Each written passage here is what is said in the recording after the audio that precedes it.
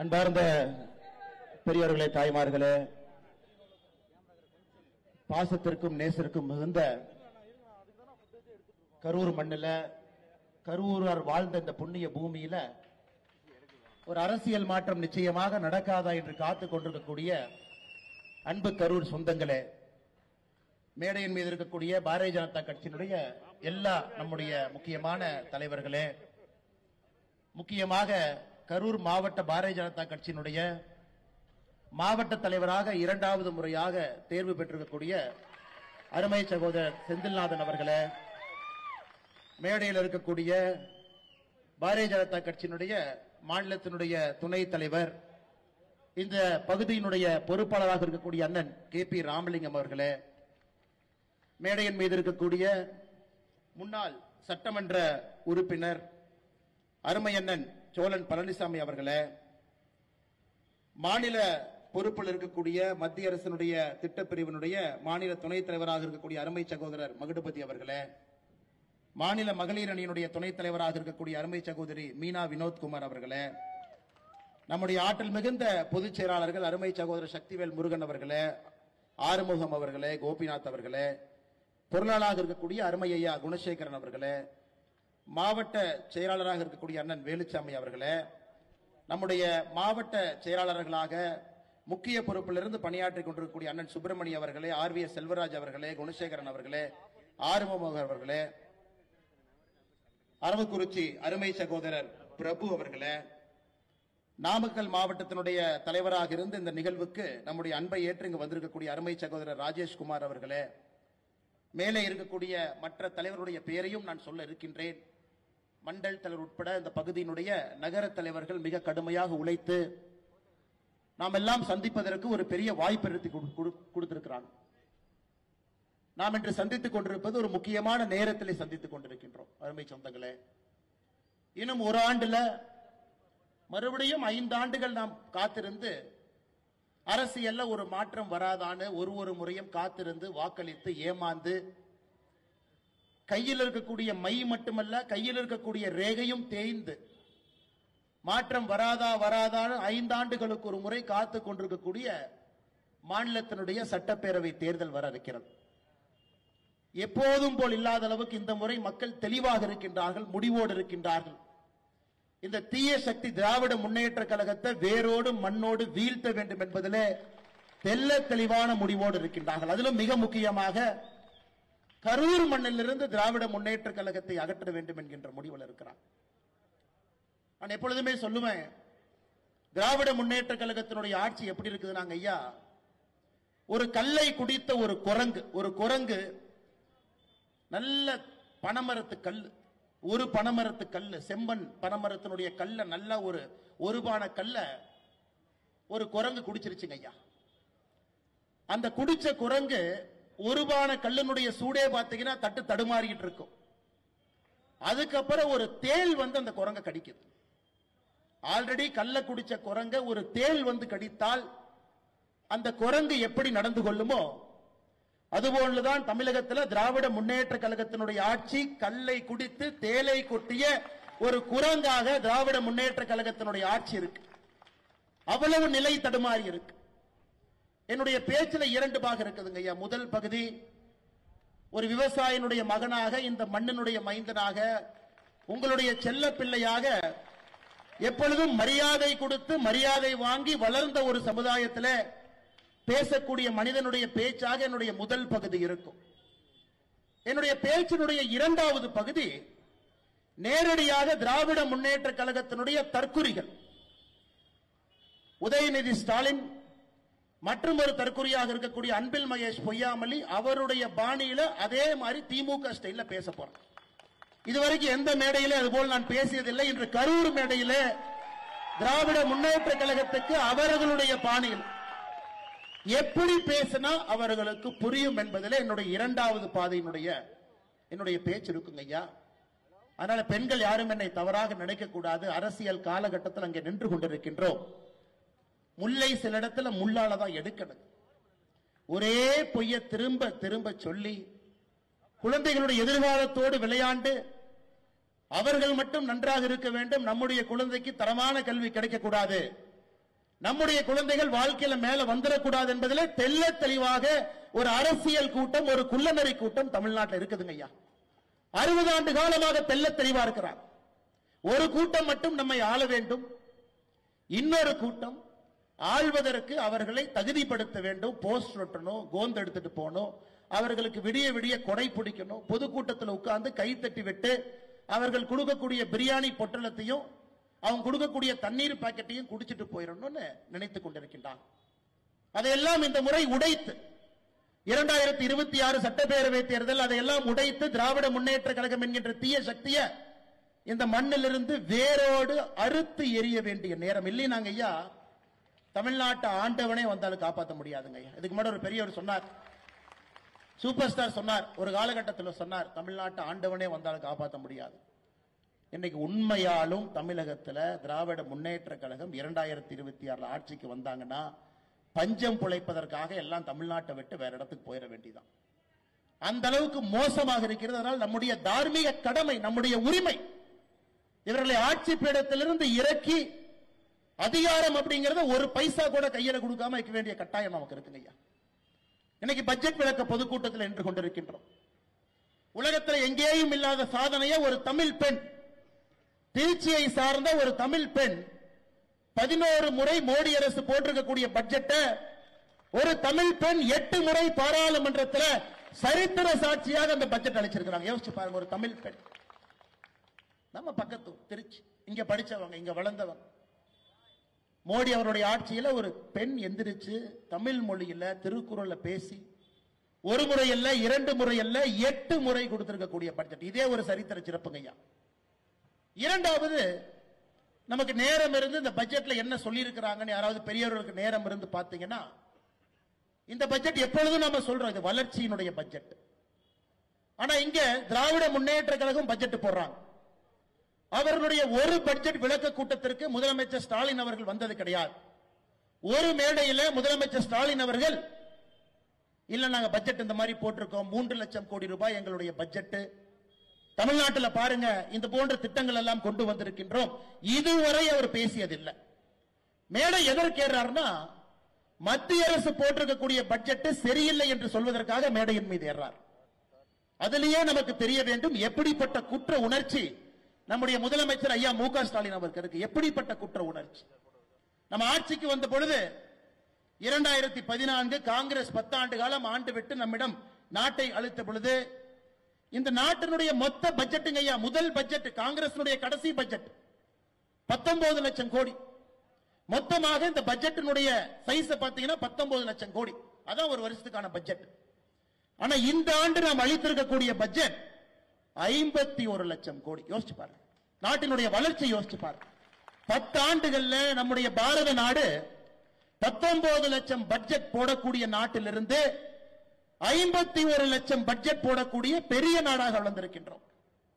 86,000 ரூபாய் ஒரு தனி மனிதனுடைய சராசரி வருமானம் இருந்துச்சுங்க ஐயா 2014 86,000 ரூபாய். எனக்கு 2025 ஒரு தனி இந்திய மனிதனுடைய வருவாய், ஒரு இந்தியனுடைய வருவாய், தனிப்பட்ட நபருடைய வருவாய் 2,20,000 உயர்ந்திருக்கிறது. 86,000 எங்க இருக்கு, 2,20,000 எங்க இருக்குன்னு பாருங்க. நாடு வளர்ந்து கொண்டிருக்கிறது. பொருளாதாரத்தில் 11வது இடத்தில் இருந்தோம், இன்று 10 ஆண்டுகள் 5வது இடத்துக்கு வந்திருக்கின்றோம். இன்னும் 3 ஆண்டுகள் கழித்து 3வது இடத்துக்கு வர இருக்கின்றோம். அவ்வளவு பெரிய வளர்ச்சிங்க ஐயா. நம்முடைய கண் முன்னால் இந்த நாடு தான் இழந்த பெருமையை பார்க்கிறோம் ஐயா. இது எல்லாம் கூட உங்களுடைய உழைப்பு, மோடி அவர்களுடைய நேர்மை. இந்த நாடு வளர்ச்சியை சார்ந்து இருக்க வேண்டும் என்பதற்காக 11 ஆண்டு காலமாக ஒரு சங்கல்பமாக, ஒரு கர்மயோகியாக ஏழை மக்களுடைய நலனை முன்னிறுத்தி விவசாய பெருமக்கள் நன்றாக இருக்க வேண்டும் என்பதற்காக வளர்ச்சி பாதையிலே நம்முடைய பாரத நாட்டை பாரத பிரதமர் நரேந்திர மோடி அவர்கள் அழைத்து சென்று கொண்டிருக்கின்றார்.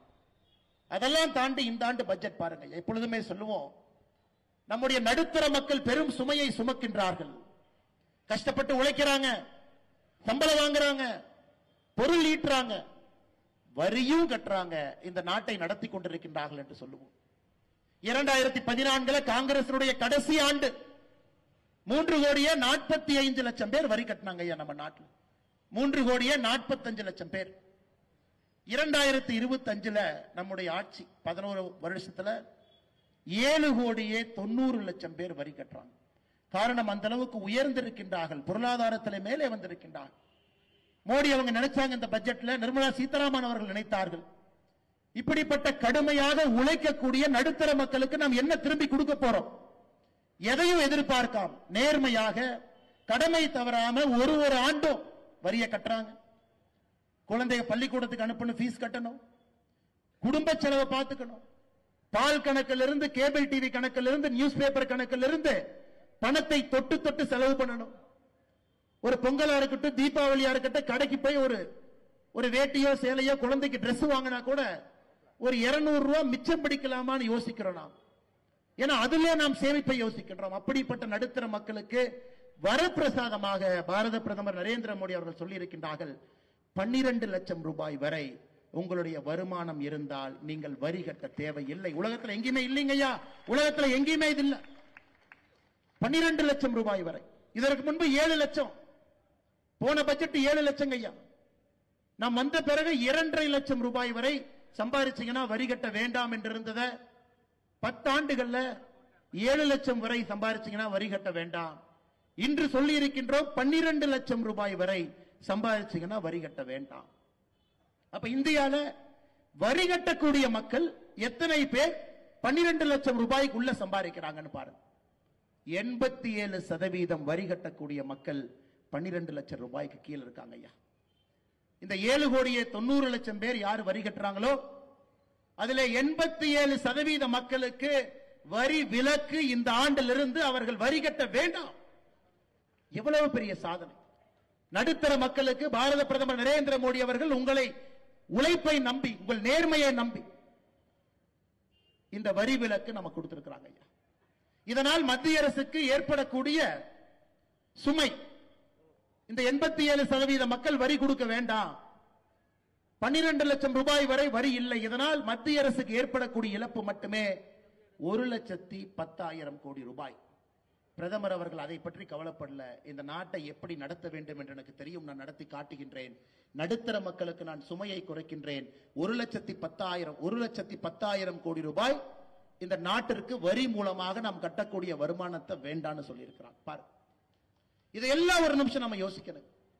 ஒரு மேலே ஏறி நம்முடைய தமிழகத்தினுடைய முதலமைச்சர் மாண்புமிகு ஐயா மு.க. ஸ்டாலின் அவர்கள் தமிழ்நாட்டுக்கு எதுவுமே கொடுக்கல, மத்திய அரசு வட்டி கடை மாதிரி நடத்துறாங்க, மத்திய அரசு வட்டி கடை நடத்துறாங்க. நம்முடைய முதலமைச்சர் சொல்றாங்க மத்திய அரசு வட்டி கடை நடத்துறாங்க, தமிழ்நாட்டிற்கு எந்த பணமும் கொடுக்க. நான் ஒரே ஒரு விஷயத்தை உங்க முன்னாடி சொல்றேன் பாருங்க ஐயா.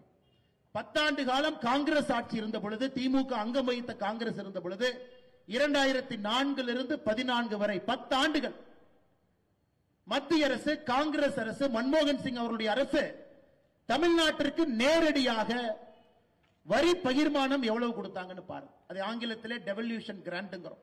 நேரடியாக மத்திய அரசு மாநில அரசு கொடுக்கக்கூடிய நிதி, திட்டங்கள் மூலமாக இல்லாமல் பணம் மூலமாக. 2004 14 வரை மத்திய அரசு தமிழகத்திற்கு நேரடி டெவல்யூஷனாக 10 ஆண்டுகள்ல 94,977 கோடி, கிராண்டாக 57,000 கோடி, மொத்தமாக 1,52,900 கோடி. 10 வருஷத்துல மத்திய அரசு தமிழக அரசுக்கு நிதி கொடுத்ததுங்க ஐயா 1,52,000 கோடி. நாம் இன்னைக்கு 11 வருஷம் ஆட்சியில் இருக்கும். 2014 25 இருந்து கொண்டிருக்கின்றோம். நாம எவ்வளவு கொடுத்திருக்கோம் பாருங்க ஐயா. மத்திய அரசு நேரடியாக மாநில அரசுக்கு, தமிழக அரசு டெவல்யூஷன் 3,44,000 கோடி, கிராண்ட் 2,70,000 கோடி, 6,14,000 கோடி ரூபாய் நேரடியாக பண பகிர்மானத்தை மத்திய அரசு மாநில அரசு கொடுத்திருக்காங்க. மறுபடியும் சொல்ற கேளுங்க ஐயா. 10 ஆண்டுகள்ல காங்கிரஸ் ஆட்சி தமிழகத்திற்கு நேரடியாக கொடுத்த பணம், திட்டம் மூலமாக இல்லை, பணமாக கொடுத்தது 1,52,000 கோடி. 11 ஆண்டுகள்ல நாம் நேரடியாக தமிழக அரசுக்கு மோடி ஐயா கொடுத்தது 6,14,000 கோடி. 5 மடங்கு அதிகமாக மாநிலத்திற்கு, தமிழகத்திற்கு மட்டுமே பாரத பிரதமர் நரேந்திர மோடி அவங்க கொடுத்திருக்கிறாங்க. இதுல முதலமைச்சர் சொல்றார், ஆமா முதலமைச்சர் அவர்களே, உங்க மருமக சபரீஷன் கோடி கோடியா சம்பாதிக்கிறனால இந்த 12 லட்சம் ரூபாய் கீழே வரமாட்டார், அதனால உங்களுக்கு கோபமா? இல்ல உங்க மகன் நடத்தக்கூடிய ரெட் ஜெயின்ஸ் நிறுவனம் அவர்களுக்கு வரி விதிப்பு வைத்திருக்கிறாங்க, அவங்களும் 12 லட்சத்துக்குள்ள வரமாட்டாங்கன்னு கோபமா? நடுத்தர மக்கள் சந்தோஷமா இருக்கிறாங்க.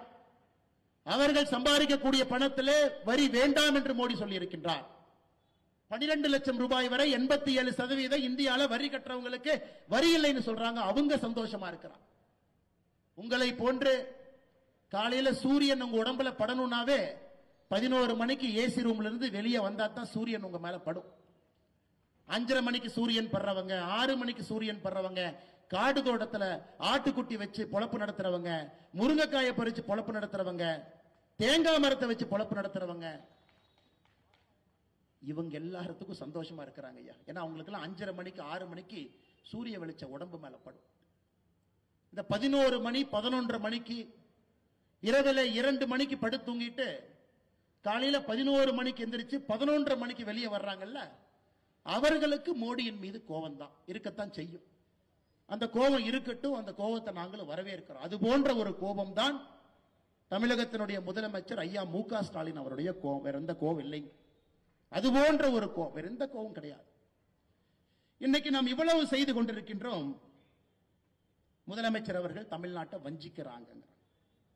இங்க இருக்கக்கூடிய விவசாய பெருமக்கள், விவசாயிகளா இருக்கலாம், மீனவர்களா இருக்கலாம், பால் பண்ணை நடத்துற விவசாயிகளுக்கு கிசான் கடன் அட்டை இந்தியாவில் மட்டுமே 7.7 கோடி பேர் இருக்கு. இன்னைக்கு நமக்கு வரக்கூடிய விவசாயிகளுக்கு வழங்கக்கூடிய கடன் கிசான் கிரெடிட் கார்டு 3 லட்சத்திலிருந்து 5 லட்சமாக உயர்த்தி இருக்கின்றோம் இந்த பட்ஜெட்ல. இது ஒரு வரப்பிரசாதம். சிறு குறு நிறுவனங்கள் யாரெல்லாம் சின்ன சின்ன நிறுவனம் நடத்துறோமோ அடுத்த 5 ஆண்டுகள்ல 1.5 லட்சம் கோடி ரூபாய் மத்திய அரசு சிறு குறு நிறுவனத்திற்கு மட்டுமே கடனா கொடுக்க போறாங்க. இதுவும் வரப்பிரசாதம். சிறு குறு நிறுவனம் நடத்துறவங்களுக்கு கிரெடிட் கார்டு கொடுக்க போறாங்க. 5 லட்சம் ரூபாய் கிரெடிட் கார்டு. எங்கேயும் போய் பேங்க்ல நிக்க வேண்டாம். அந்த கிரெடிட் கார்டுல இருந்து 5 லட்சம் ரூபாய் வரை நேரடியாக பணம் எடுத்துக்கலாம். இதுவும் மத்திய அரசு.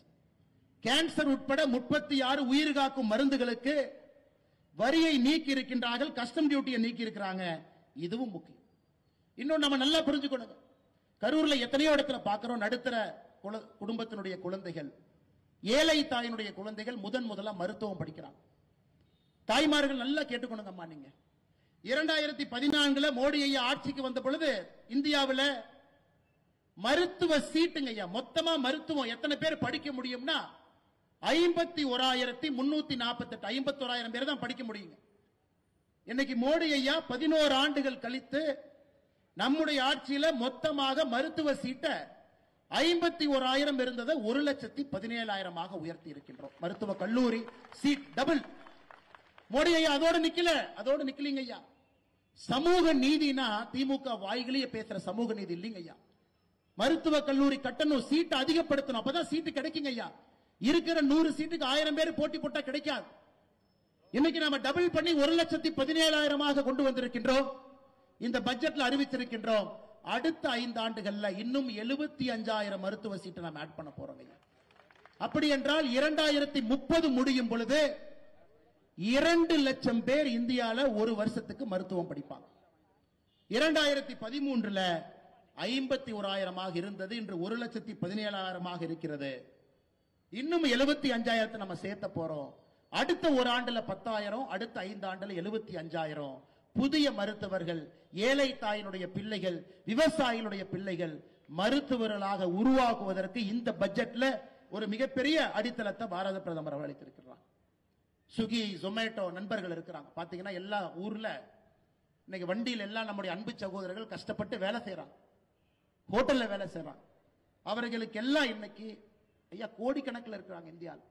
எல்லாத்துக்குமே இன்னைக்கு 5 லட்சம் ரூபாய் பாரத பிரதமர் நரேந்திர மோடி அவருடைய மருத்துவ காப்பீடு திட்டம் நேரடியாக அவர்களுக்கு இந்த பட்ஜெட்ல இருந்து நம்ம கொடுத்திருக்கிறோம் ஐயா. ஐயா கொடுத்துக்கிட்டே இருக்கிற ஒரு திட்டமாக கடந்த 4 ஆண்டுகள்ல மட்டும் 100 நாள் வேலை வாய்ப்பு திட்டம். கரூர்ல அதிகமான பயனாளிகள் இருக்கிறாங்க. 38,600 கோடி ரூபாய் 100 நாள் வேலை வாய்ப்பு திட்டத்துக்கு தமிழ்நாட்டு கொடுத்திருக்கிறோம். விவசாய கௌரவ நிதி விவசாய பெருமக்களுக்கு 6,000 ரூபாய். கடந்த 4 ஆண்டுகள்ல 6,209 கோடி ரூபாய். குழந்தைகளுடைய ஊட்டச்சத்தை உறுதி செய்யக்கூடிய போஷான் திட்டம் 2,796 கோடி ரூபாய். தமிழகத்தினுடைய சுகாதாரத்துறையை மேம்படுத்தக்கூடிய உட்கமைப்பு திட்டத்திற்கு 5753 கோடி ரூபாய். தேசிய சமூக உதவி திட்டம், அதாவது நம்முடைய முதியோர்களுக்கு உதவித்தொகை 2480 கோடி. ஜல்ஜீவன் திட்டம், வீடு வீட்டுக்கு பைப்பு மூலமாக குடிதண்ணீர் 5899 கோடி ரூபாய். கிராமப்புற மோடி வீடு 3087 கோடி ரூபாய். கிராமப்புற சாலை திட்டம் 1464 கோடி ரூபாய். தமிழ்நாட்டில் இன்னைக்கு நடக்கக்கூடிய மத்திய அரசு செய்யக்கூடிய தேசிய நெடுஞ்சாலை நேஷனல் ஹைவே இன்னைக்கு மட்டும் ஐயா 46,000 கோடி ரூபாய்க்கு வேலை நடந்து கொண்டிருக்கிறது. 46,000 கோடி ரூபாய் தமிழ்நாட்டில் இன்னைக்கு வேலை நடக்குது.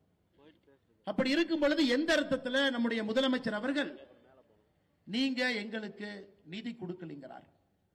நாம் கொடுத்திருக்கக்கூடிய நிதி காங்கிரஸ் ஆட்சியை விட நேரடி நிதி 5 மடங்கு உயர்ந்திருக்கிறது.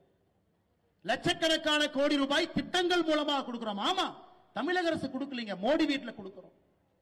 5 லட்சம் ரூபாய் காப்பீட்டில் கொடுக்கிறோம், விவசாயிகளுக்கு நேரடியாக கொடுக்கிறோம், முதியவர்களுக்கு ஊக்கத்தொகை கொடுக்கிறோம், சத்துணவு திட்டத்தில் கொடுக்கிறோம். நேரடியாக திட்டம் மூலமாக பணம் வருகிறது. கடந்த 4 ஆண்டுல மட்டும் தமிழகத்திற்கு 4.5 லட்சம் கோடி ரூபாய் மத்திய அரசு தமிழகத்திற்கு திட்டம் மூலமாக கொடுத்திருக்கிறார். தேசிய நெடுஞ்சாலை, விமானம், துறைமுகம் எல்லாம். அதனால் அன்பு சொந்தங்களே, தமிழகத்தின் மீது எப்பொழுதும் தனி பாசத்தில் இருக்கக்கூடிய பாரத பிரதமர் மோடி அவர்கள் எப்பொழுதும் தமிழ்நாட்டை உயர்த்தி பிடிப்பதற்கு தயாராக நிற்கக்கூடிய ஒரு மனிதர். எனக்கு அவரோட ஓரளவுக்கு தெரியுங்க ஐயா. இந்த கட்சியினுடைய தொண்டனாக அருகில் இருந்து இந்த மாமனிதனை பார்ப்பதற்கு ஒரு பெரும் பாக்கியம் எனக்கு நிறைய இடத்துல பார்ப்பங்க. தமிழக மக்களின் மீது உண்மையாலோ எந்த அளவுக்கு உணர்வு பூர்வமாக எங்கேயும் நான் பார்க்கலீங்க. உள்ளத்திலிருந்து உணர்ச்சி மிகுந்தமாக நம்முடைய மக்களின் மீது வைத்திருக்கக்கூடிய நம்பிக்கை. மேடையின் மீது அமர்ந்திருப்பாங்க, பக்கத்துல பல முறை பார்த்திருப்பீங்க, மோடி ஐயா என்கிட்ட பேசுவாங்க, நான் மோடி ஐயாட்ட கையை மறைச்சு பேசுவேன். அவர் கேட்கறதெல்லாம் பெண்களை பார்த்தாங்கன்னா முதல் கேள்வி என்ன கேட்பாருன்னா, பெண்கள் இத்தனை பேர் வந்திருக்கிறாங்களே அவங்களுக்கு கழிப்பறை வசதி எல்லாம் பண்ணிருக்கியான்னு கேட்பாரு. நான் சொல்லுவேன், பண்ணிருக்கேன் சார், அங்க இருக்கு. அப்படி தண்ணி வசதி அப்படிமா, தண்ணி எல்லாம் பண்ணிருக்கிறோங்க ஐயா. வெயில் ரொம்ப அதிகமா இருக்கு, எப்படி இவங்க எல்லாம் இங்கிருந்து நடந்து போவாங்க, எப்படி வந்திருப்பாங்க இவங்க எல்லாம்? சரி, இப்படி வந்திருப்பாங்க. எல்லாம் என்ன வேலை செய்வாங்க தோராயமா, எந்த ஊர்ல இருந்து வந்திருப்பாங்க, இவங்க எல்லாம் எந்த பகுதி? ஆர்வமாக மேடையில் இருந்து, குறிப்பாக நம்முடைய தாய்மார்கள் சகோதரிகள் அமர்ந்திருக்கும் பொழுது ஆர்வமா கேட்டு தெரிஞ்சுக்குவாரு. போன பிறகு சில நேரத்தில் அவங்க கூட வந்திருக்கிற டீம் வெளியே போய் செக் பண்ணுவாங்க. போதுமான தண்ணீர் வசதி இருக்கிறதா, போதுமான கழிப்பறை வசதி இருக்கான். எங்கேயாவது குற்றம் குறை இருந்தால் நேரடியாக டெல்லியில் இருந்து தொலைபேசி மூலமாக அழைத்து அதை சுட்டி காட்டுவார். ஒரு பிரதமர், ஒரு நாட்டினுடைய பிரதமர் ட்ரம்புக்கு நேரடியாக, ட்ரம்ப் சேர தூக்கி பின்னாடி போறார். அமெரிக்காவுக்கு போனா ட்ரம்ப் சேர தூக்கிட்டு வர்றார், உட்காருங்க ஐயான். உலக நாடுகள் சிவப்பு கம்பளத்தை விரித்து அந்த மனிதனை வரவேற்பதற்காக கை கட்டி உலக நாடுகள் இருக்கிறார். இன்னைக்கு இந்தியால கட்டார் நாட்டினுடைய எமீர் இருக்கிறார், இஸ்லாமிய நாட்டினுடைய ஒரு மிக முக்கிய தலைவர். அந்த தலைவரை வரவேற்பதற்காக பிரதமர் மோடி அவர்களே விமான நிலையத்துக்கு போய் அந்த தலைவரை வரவேற்கிறார். விமான நிலையத்திற்கு போய் மோடி நிற்கிறார். காரணம், ஒரு இஸ்லாமிய நாட்டின் மீது எந்த அளவுக்கு நட்பான உணர்வு பாரத பிரதமர் நரேந்திர மோடி அவர்கள் வைத்திருக்கின்றார்கள் என்பதெல்லாம் சாட்சிங்க. இங்க இருக்கக்கூடிய அலப்பற பசங்க சொந்த ஊரை தாண்டா அவங்க யாருன்னே மக்களுக்கு தெரியாது. சொந்த ஊரை தான் நாலு அல்ல கையில வச்சுட்டு முன்னாடி அண்ணன் வர்றாருன்னு சொன்னா தான் அண்ணன் வர்றாருன்னே 4 பேத்துக்கு தெரியும். இந்த அல்ல கைக ஐயப்ப, நான் திமுக ஸ்டைலுக்கு மாறிட்டேன், தப்பா நினைச்சுக்காது. இந்த அல்ல கைக பாரத பிரதமர் நரேந்திர மோடி அவர்களை பார்த்து குற்றம் சுமத்துறாங்க. உதயநிதி ஸ்டாலின் சொல்றாரு, நேற்று முன்தினம் மோடி மட்டும் தமிழ்நாட்டுக்கு வந்தாருன்னா முதல்ல நாங்க கோ பேக் மோடின்னு சொன்னோம், நாங்க இன்னும் கெட் அவுட் மோடின்னு சொல்லுவோம். அப்படி உதயநிதி ஸ்டாலினுக்கு நான் சொல்றேன், நீ சரியான ஆளா இருந்தா, சரியான ஆளா நீ இருந்தீங்கன்னா உன் வாயிலிருந்து கெட் அவுட் மோடி நீ சொல்லிப்பார். இல்ல எங்க அப்பா முதலமைச்சர், எங்க தாத்தா 5 முறை முதலமைச்சர், நீ சொல்லி பாடுறா பார்க்கலாம். நீ சொல்லிப்பார், நான் சொல்றேன், நீ சொல்லிப்பார். வாயிலிருந்து எங்களுடைய உலக தலைவரை எங்க தாத்தா முதலமைச்சர், அப்பா முதலமைச்சர், எங்க அப்பா சிட்டிங் முதலமைச்சர், நான் சிட்டிங் துணை முதலமைச்சர் சொல்றா பார்க்கலாம். சொல்லு. நீ மந்தாயத்து கேட்ல சொன்ன 2 நாட்களுக்கு முன்பு நீ என்ன சொன்ன சென்னையில்? கெட் அவுட் மோடி, வெளியே போடா மோடின்னு சொல்லுவாராம். உன் வீட்டுக்கு வெளியே வந்து பால்டாயில் பாபு போஸ்ட் ஒட்டிட்டு வரும். நீ சொல்லுகின்ற அதே பாஷையிலே நான் பேசு. உனக்கு ஒரு உலகத் தலைவரை மதிக்க தெரியல. ஒரு கத்துக்குட்டி, நீ கத்துக்குட்டி. காலையில 11:30 மணிக்கு தான் உன் மேல வெயிலே படும். நீ சூரியனை நேரா பார்த்தது கூட கிடையாது.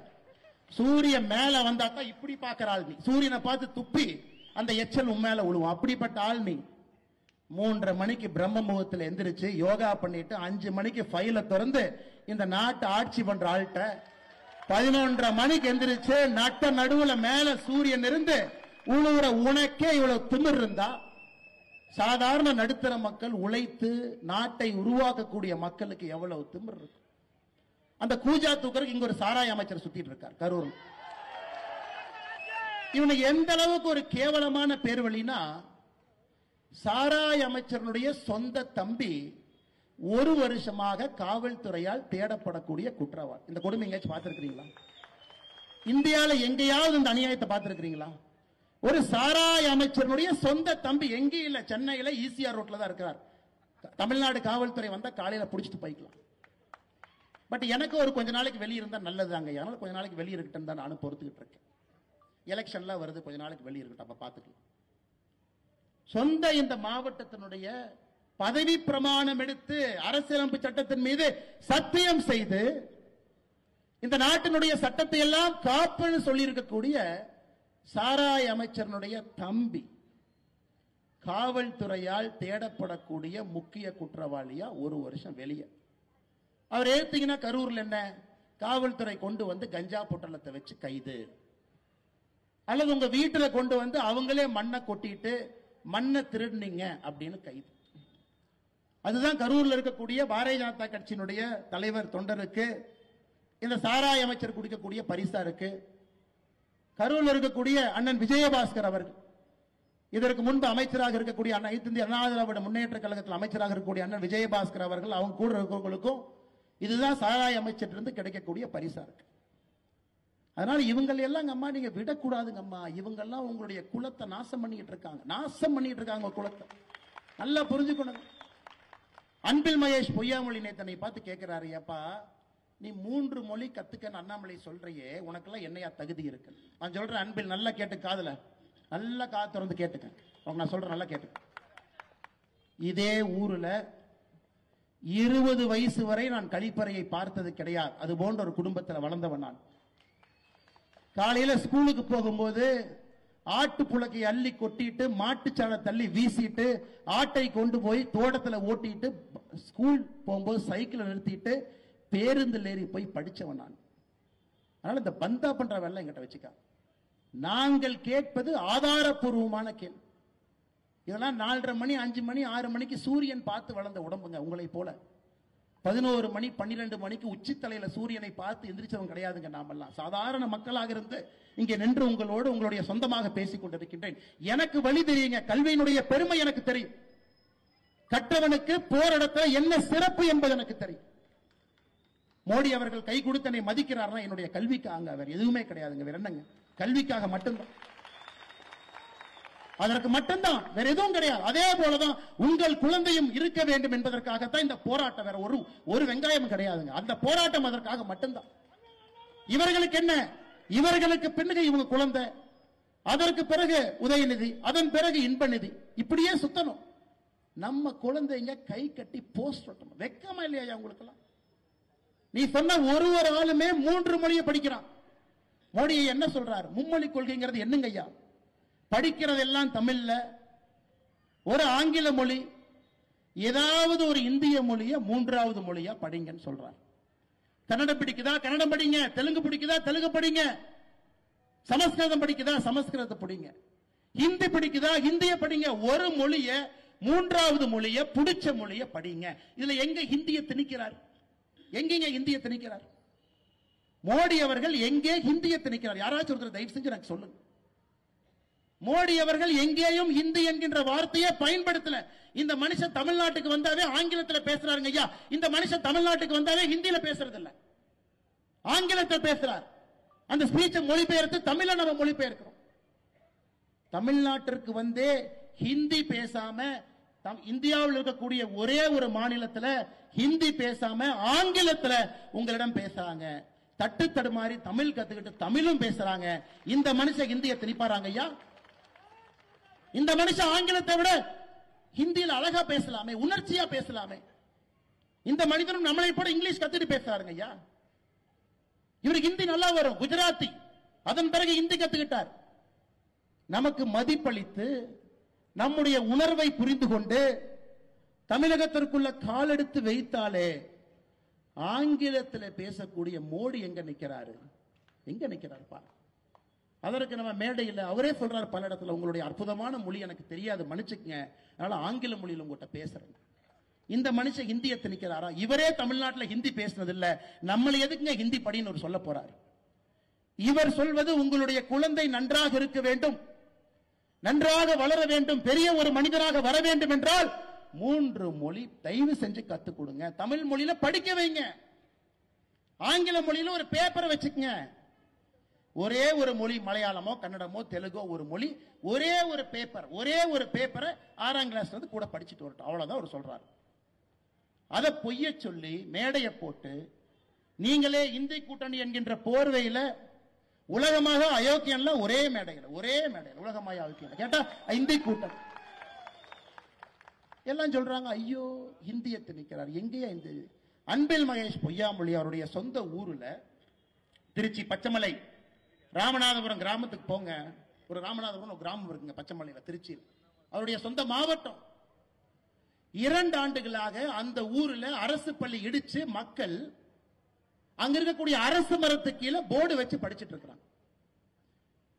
மாநிலத்தினுடைய கல்வித்துறையினுடைய அமைச்சருடைய சொந்த ஊர்ல மக்கள் அரசு மரத்துக்கு கீழே பிளாக் போர்டு வச்சு படிக்கிறாங்க. காரணம், 2 ஆண்டுகளுக்கு முன்பு இடிக்கப்பட்ட பள்ளி இன்னும் கட்டலிங்க ஐயா. இவரு மகன் அன்பில் மகேஷ் பொய்யாமொழியினுடைய மகன் பிரெஞ்சு படிப்பாராமா. பிரெஞ்சு படிக்கிறாருங்க ஐயா, பிரெஞ்சு படிக்கிறார். அவர் ஹிந்தியோட படிக்கல, அவர் வேற எந்த மொழியும் படிக்கலீங்க, ஆங்கிலம் நேரா பிரெஞ்சு. ஆனா பள்ளி கல்வித்துறை அமைச்சருக்கு அரசு பள்ளியிலே படிக்கக்கூடிய நம்முடைய மாணவர்கள் 2 மொழி மட்டும்தான் படிக்கணுமா, 3வது மொழி படிக்கக்கூடாது. நல்லா புரிஞ்சுக்கணும் தாய்மார்கள், நல்லா புரிஞ்சுக்கணுங்க அம்மா, நீங்க தான் மாற்றத்தை கொடுக்க போறீங்க. தமிழகத்தில் தனியார் பள்ளியிலே படிக்கக்கூடிய மாணவ செல்வங்கள் 56 லட்சம், அரசு பள்ளியிலே படிக்கக்கூடிய மாணவர்கள் 52 லட்சம். நீங்களே சொல்லுங்க, தனியார் பள்ளி அதிகமா அரசு பள்ளி அதிகமா? தனியார் பள்ளி அதிகம், 56 லட்சம், அரசு பள்ளி 52 லட்சம். சிபிஎஸ்இ ஸ்கூல், ஐபி என்னென்னமோ இருக்குதுங்க ஐயா, அந்த பேர் எனக்கு வாயிலே வரமாட்டேது. அதுல 3 மொழி படிக்கக்கூடிய குழந்தைகள் 30 லட்சம் இருக்காங்க. 30 லட்சம் பேர் 3 மொழி படிக்கிறாங்க. ஆனா அந்த 52 லட்சம் பேர் அரசு பள்ளியில படிக்கிறவங்க மட்டும் 2 மொழியா. திமுக காரனுக்கு மனைவி, இணைவி, துணைவி 3 பேர். 3 பேர் நான் சொல்லிட்டே வர, நல்லா கேளுங்க. 3 பேர். திமுக கார நடத்தக்கூடிய பள்ளியில 3 மொழி. திமுக கார நடத்தக்கூடிய பள்ளியில 3 மொழி, மனைவி, இணைவி, துணைவி 3 பேர். ஆனா நடுத்தர மக்கள் நமக்கு மட்டும் 2ஆமா.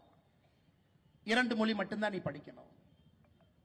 படம் பார்க்கணும்னா கூட உதயநிதி ஸ்டாலின் முடிவு பண்றாரு எந்த படத்தை எடுப்பாரு, எந்த படம் வெளியே வரும், அந்த படத்தை மட்டும்தான் நீங்க பார்க்க முடியும். புதுசா எந்த படத்தெல்லாம் பார்க்க முடியாதுங்க ஐயா. வேற எந்த படத்தை எடுத்தாலும் டிஸ்ட்ரிபியூஷன் ரைட்ஸ் லாக் பண்ணிட்டு போயிட்டே இருப்பாங்க.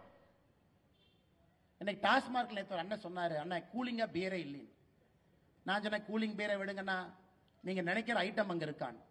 அது கூட திமுக காரன் என்ன தயாரிக்கிறானோ அதான் டாஸ்மார்க்ல இருக்கு. அங்கேயும் கூட உங்களுக்கு சாய்ஸ் எல்லாம் கிடையாது. அவன் என்ன விற்கிறானோ அதான் வாங்கிட்டு வரணும். திமுக ஆலையிலே என்ன உற்பத்தி பண்றாங்களோ அதான் இருக்கு. திமுக காரனுடைய கபட நாடகத்தை நல்லா புரிஞ்சுக்கணுங்க ஐயா. அவனுக்கு ஒரு நியாயம், ஊருக்கு ஒரு நியாயம், அவன் குழந்தைக்கு ஒரு நியாயம், சாதாரண அரசு பள்ளியிலே படிக்கக்கூடிய பெற்றோருக்கு ஒரு நியாயம். நம்ம குழந்தைகள் 2 மொழி, அவர்களுக்கு 3 மொழியே. அவங்க மேல மேல மேல போகணும், நம்ம குழந்தைங்க போஸ்ட் அடிச்சு ஒட்டிக்கிட்டே இருக்கணும். இந்த நியாயத்தை எப்படி நாம் ஏற்றுக்கொள்ள முடியும்? நீங்களே சொல்லுங்க. ஹிந்தி எங்கேயும் திணிக்கப்படவில்லை. ஒரு மொழியை படிங்கன்னு பிரதமர் சொல்றாங்க. இந்தியா முழுவதும் படிக்கிறாங்க. தமிழகத்தினுடைய பள்ளி கல்வித்துறை பாருங்க, கடந்த 4 ஆண்டுகள்ல பட்ஜெட்டை மட்டும் பாருங்க. 4 ஆண்டுகள்ல பள்ளி கல்வித்துறைக்கு இருக்கக்கூடிய பட்ஜெட் 4 ஆண்டுகள் எவ்வளவு வந்திருக்கு? 2021-22 32,599 கோடி தமிழக அரசினுடைய கல்வி பட்ஜெட். 2022-23 36,895 கோடி. 23-24 40,299 கோடி. 24-25 44,000 கோடி. அப்படின்னா கடந்த 4 ஆண்டுகளை மட்டும் பெரியோர்களே தாய்மார்களே பள்ளி கல்வித்துறைக்கு ஒதுக்கப்பட்ட பட்ஜெட் 4 வருஷத்துல மட்டும் 1,53,000 கோடி ரூபாய். இந்த 2,100 கோடியை தூக்கிட்டு வந்திருக்காங்க.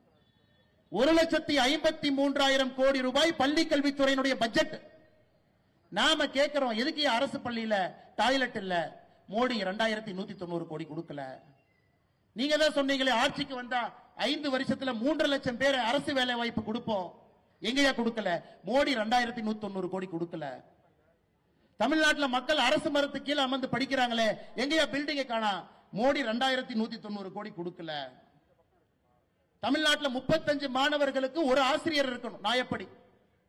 52% பள்ளியில மட்டும்தாங்க ஐயா 35 மாணவருக்கு ஒரு ஆசிரியர் இருக்காங்க. ஆசிரியர் ரொம்ப குறைவா இருக்கிறாங்க. ஆசிரியர் ரெக்ரூட்டே பண்றது இல்ல. எங்கன்னு கேட்டா மோடி அவர்கள் 2,190 கோடி கொடுக்கல. ஏயா 1,53,000 கோடி ரூபாய் பட்ஜெட்டை வச்சுக்கிட்டு PM ஸ்ரீ பள்ளிக்கூடத்தை கொண்டு வா என்று மத்திய அரசு சொன்னா அதை அப்படியே மடை மாற்றி திருப்பி நாங்க ஒத்துக்க மாட்டோம் என்று சொல்றீங்க. இங்க இருக்கக்கூடிய நடுத்தர மக்கள், ஏழை தாயினுடைய மக்கள், விவசாய பெருமக்களுடைய மக்கள் 3 மொழி படிக்க கூடாது, அவங்க 2 மொழி தான் படிக்கணும், இங்கேயே சுத்திக்கிட்டு இருக்கணும். நேத்து அண்ணன் இந்த 2G புகழ் ஆ ராஜா சொல்றார், இந்த ஹிந்திக்காரனே ஹிந்தி படிச்சுட்டு தமிழ்நாட்டில் வந்து குப்பை கொட்டிட்டு இருக்கான். ஐயா உழைச்சுதாங்க ஐயா சாப்பிட்றான். ஹிந்திக்காரன் உழைச்சுதானங்க ஐயா சாப்பிட்றான். ரோட்ல பிச்சையார் எடுக்கிறாங்களாங்க ஐயா. யாராவது இந்திக்காரன் இங்க வந்து நம்ம கிட்ட வேலை செய்யறாங்கன்னா உழைச்சு வேலை பார்த்து அவன் இங்க இந்த ஊர்ல வாழ்றான்.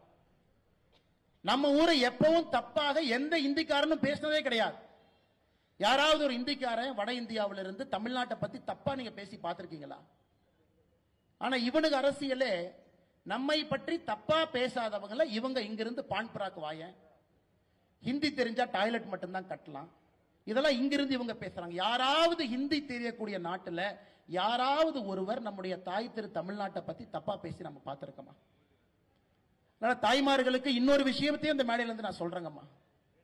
இன்னைக்கு பாரதிய ஜனதா கட்சி உங்களோடு இருக்கின்றோம். அஸ்ஸாம்ல 37 லட்சம் பேர் பிஜேபி ஆட்சிங்கம்மா. அஸ்ஸாம்ல 37 லட்சம் பேருக்கு மகளிர் உரிமை தொகை அஸ்ஸாம்ல எவ்வளவு கொடுக்கிறோம் அதெல்லாம் ஒன்னொன்னா பார்த்துட்டு வரலாம். அஸ்ஸாம்ல பாரதிய ஜனதா கட்சியினுடைய ஆட்சி ஒரு தாய்க்கு 830 ரூபாய் கொடுக்கிறோம் அஸ்ஸாம். மத்திய பிரதேசல 1,30,00,000 பேருக்கு 1,250 ரூபாய் மாசம் கொடுக்கிறோம். மகளிர் உரிமை தொகை பாரதிய ஜனதா கட்சி ஆளுகின்ற மத்திய பிரதேச மாநிலத்தில் 1,250. சத்தீஸ்கர்ல 80 லட்சம் மகளிருக்கு 1000 ரூபாய் கொடுக்கிறோம். சத்தீஸ்கர்லிங்கம்மா 80 லட்சம் மகளிருக்கு 1000. மகாராஷ்டிராவில் பாரதிய ஜனதா கட்சி ஆட்சியில் இருக்கக்கூடிய மாநிலத்தில் 1,80,00,000 தாய்மார்களுக்கு 2,100 ரூபாய் கொடுக்கிறோம். நாளை காலை 11 மணிக்கு டெல்லியிலே பாரதிய ஜனதா கட்சியினுடைய ஆட்சி பொறுப்பேற்க இருக்கின்றார். முதல் கையெழுத்து டெல்லியில் இருக்கக்கூடிய தாய்மார்களுக்கு மாதம் 2,500. தமிழ்நாட்டில் நம்முடைய தலைவர்கள் சொல்றாங்க, அண்ணே என்னென்ன டெல்லியில் 2,500, அதை தாண்டித்தானே நாம கொடுக்கணும். நம்முடைய தாய்மார்களுக்கு நாம செய்யலைன்னா யாருன்னே செய்வாங்க. இவன் உரிமை தொகைன்னு சொல்றான். நம்ம உரிமை தொகை இல்லைங்க, நம்ம கொடுப்பது, நாம் கொடுப்பது காணிக்கை. தாய்மார்களுடைய உழைப்பிற்கு பாரதிய ஜனதா கட்சி 2026 தேசிய ஜனநாயக கூட்டணியில நீங்கள் ஆட்சியிலே அமர வைக்கும் பொழுது 2,500 தாண்டி பாரதிய ஜனதா கட்சி நிற்கும். நான் சொல்லிங்க, இந்த பெரியவர் சொல்றார் மோடி கேரண்டி. மோடி அவர்கள் சொன்னால் செய்வார். அஸ்ஸாம்ல, மத்திய பிரதேசல, டெல்லியில, மகாராஷ்டிரால, சத்தீஸ்கர்ல பாரதிய ஜனதா கட்சியினுடைய ஆட்சி இருக்குதுங்க ஐயா. எல்லா இடத்திலும் தாய்மார்களோடு மோடி ஐயா நின்று கொண்டிருக்கின்றார்கள். 2026 தமிழகத்தில் தேர்தல் வரும் பொழுது நம்முடைய தேர்தல் அறிக்கையை தாய்மார்கள் நீங்க பார்க்கத்தான் போறீங்க. இவனுக்கு 1000 ரூபாய் தூக்கிட்டு வருவானு நீங்க பார்க்கத்தான் போறீங்க. காரணம், உழைக்கும் வர்க்கத்தை முன்னேற்ற வேண்டும் என்று பாரதிய ஜனதா கட்சி நினைக்கிறோம். நீங்க கிடைக்கல அண்ணே 2500 ரூபாய் கொடுத்தா எவ்வளவுனே ஆகும்? நான் கணக்கு சொல்றேங்கம்மா. அண்ணே 1000 ரூபாய் கொடுக்காமே உனக்கு பணம் இல்லைங்கிறானுங்க, தட்டு தடுமாறுறானுங்க. உங்க பாட்டுக்கு நீங்க மைக் எடுத்து 2500 தாண்டி கொடுப்போம் சொல்றீங்களேன்னா அப்ப மத்த பணம் எல்லாம் சரியா வருமா? ஸ்கூலுக்கு பணம் கொடுக்கணும், ரோடு போடுறதுக்கு பணம் கொடுக்கணும், ஹாஸ்பிட்டல் நடத்துறதுக்கு பணம் கொடுக்கணும், வளர்ச்சி குறையாம இருக்கணும். எப்படிங்கன்னா கொடுப்பீங்க? அம்மா 3 லட்சம் கோடி ரூபாய் பட்ஜெட் போடுறாங்க. தமிழக அரசினுடைய வருடாந்திர பட்ஜெட் 3 லட்சம் கோடி. 30% கமிஷன் அடிச்சா 90,000 கோடி. அம்மா இதெல்லாம் கமிஷன் அடிக்க தெரியாத கூட்டம். இந்த பிஜேபியில உங்களுக்கு கமிஷன் என்னன்னே தெரியாது. இவன் கமிஷன் வாங்க போனாங்கன்னா இவன் கமிஷன்காரனுக்கு 10 ரூபா கொடுத்துட்டு வர்ற கூட்டம் தான் இங்க எல்லாம் பிஜேபியில் இருக்கிறான். நேர்மை நாணயம் என்று சொல்லக்கூடிய கூட்டம் தான் இன்னைக்கு பாரதிய ஜனதா கட்சி. நாம கமிஷன் அடிக்காம ஆட்சி நடத்தும் பொழுது நமக்கு எதுக்கு 90,000 கோடி வேணுங்க? அந்த பணமெல்லாம் உங்களுக்கு வந்துட்டு போகுது. தரமில்லாத சாலைகள், தரமில்லாத மருத்துவமனை, தரமில்லாத எல்லா பொருளையும் தமிழ்நாட்டில் பார்த்துக்கிட்டு இருக்கோம். எந்த பாலை எப்ப உழுவும் தெரியாது. அதனால் நாங்கள் தெல்ல தெளிவாக இருக்கின்றோம். எங்களால் இங்க இருக்கக்கூடிய தாய்மார்களுக்கு காணிக்கையாக உங்களோடு நாங்கள் நிற்போம், உங்களை உயர்த்துவோம். காரணம், உங்களிடம் சேமிப்பு இருந்துச்சுன்னா, ஒரு தாய்மார் கையில சேமிப்பு இருந்ததுன்னா அது நாட்டிற்கு நீங்க திரும்ப அந்த பணத்தை கொடுக்க போறீங்க. நீங்க எந்த பொருளை வாங்கினாலும் திரும்ப அந்த பொருள் உங்க கைக்கு வரும் பொழுது அந்த பணம் இந்த நாட்டுக்கு வருது. தாய்மார் எப்பொழுதும் சரியா யோசிச்சு தான் செலவு பண்ணுவாங்கிற நம்பிக்கை பாரத பிரதமர் நரேந்திர மோடி ஐயா கையில் இருக்குதுங்க ஐயா. அதனாலதான் 830 அசாம்ல, சத்தீஸ்கர்ல 1000, மத்திய பிரதேஷ்ல 1250, மகாராஷ்டிராவில் 2100, டெல்லியிலே நாளையிலிருந்து 2500 நம்மால் கொடுக்க முடியும். வளர்ச்சியை இவங்களால கொடுக்க முடியாது. காரணம், 90,000 கோடி கொள்ளை அடிக்கணும், பணமும் கொடுக்கணும், ரோடும் போடணும், ஹாஸ்பிட்டலும் கட்டினா எப்படிங்க ஐயா பட்ஜெட் பத்து? அன்பு சொந்தங்களே, இங்க இருக்கக்கூடிய அன்பு தாய்மார்களே, நாங்கள் உங்களோடு நிற்போம். திமுக காரன் பிஜேபி என்ன எக்ஸ்ட்ரா கொண்டு வருதுன்னு பாருங்க. எல்லா நிதியோடு எல்லா திட்டத்தோடு உங்களுக்கு நேர்மை என்கின்ற வார்த்தையை உங்க வீட்டுக்கு நாங்கள் கொண்டு வரோம். நியாயம் என்கின்ற வார்த்தையை உங்க வீட்டுக்கு கொண்டு வரோம்.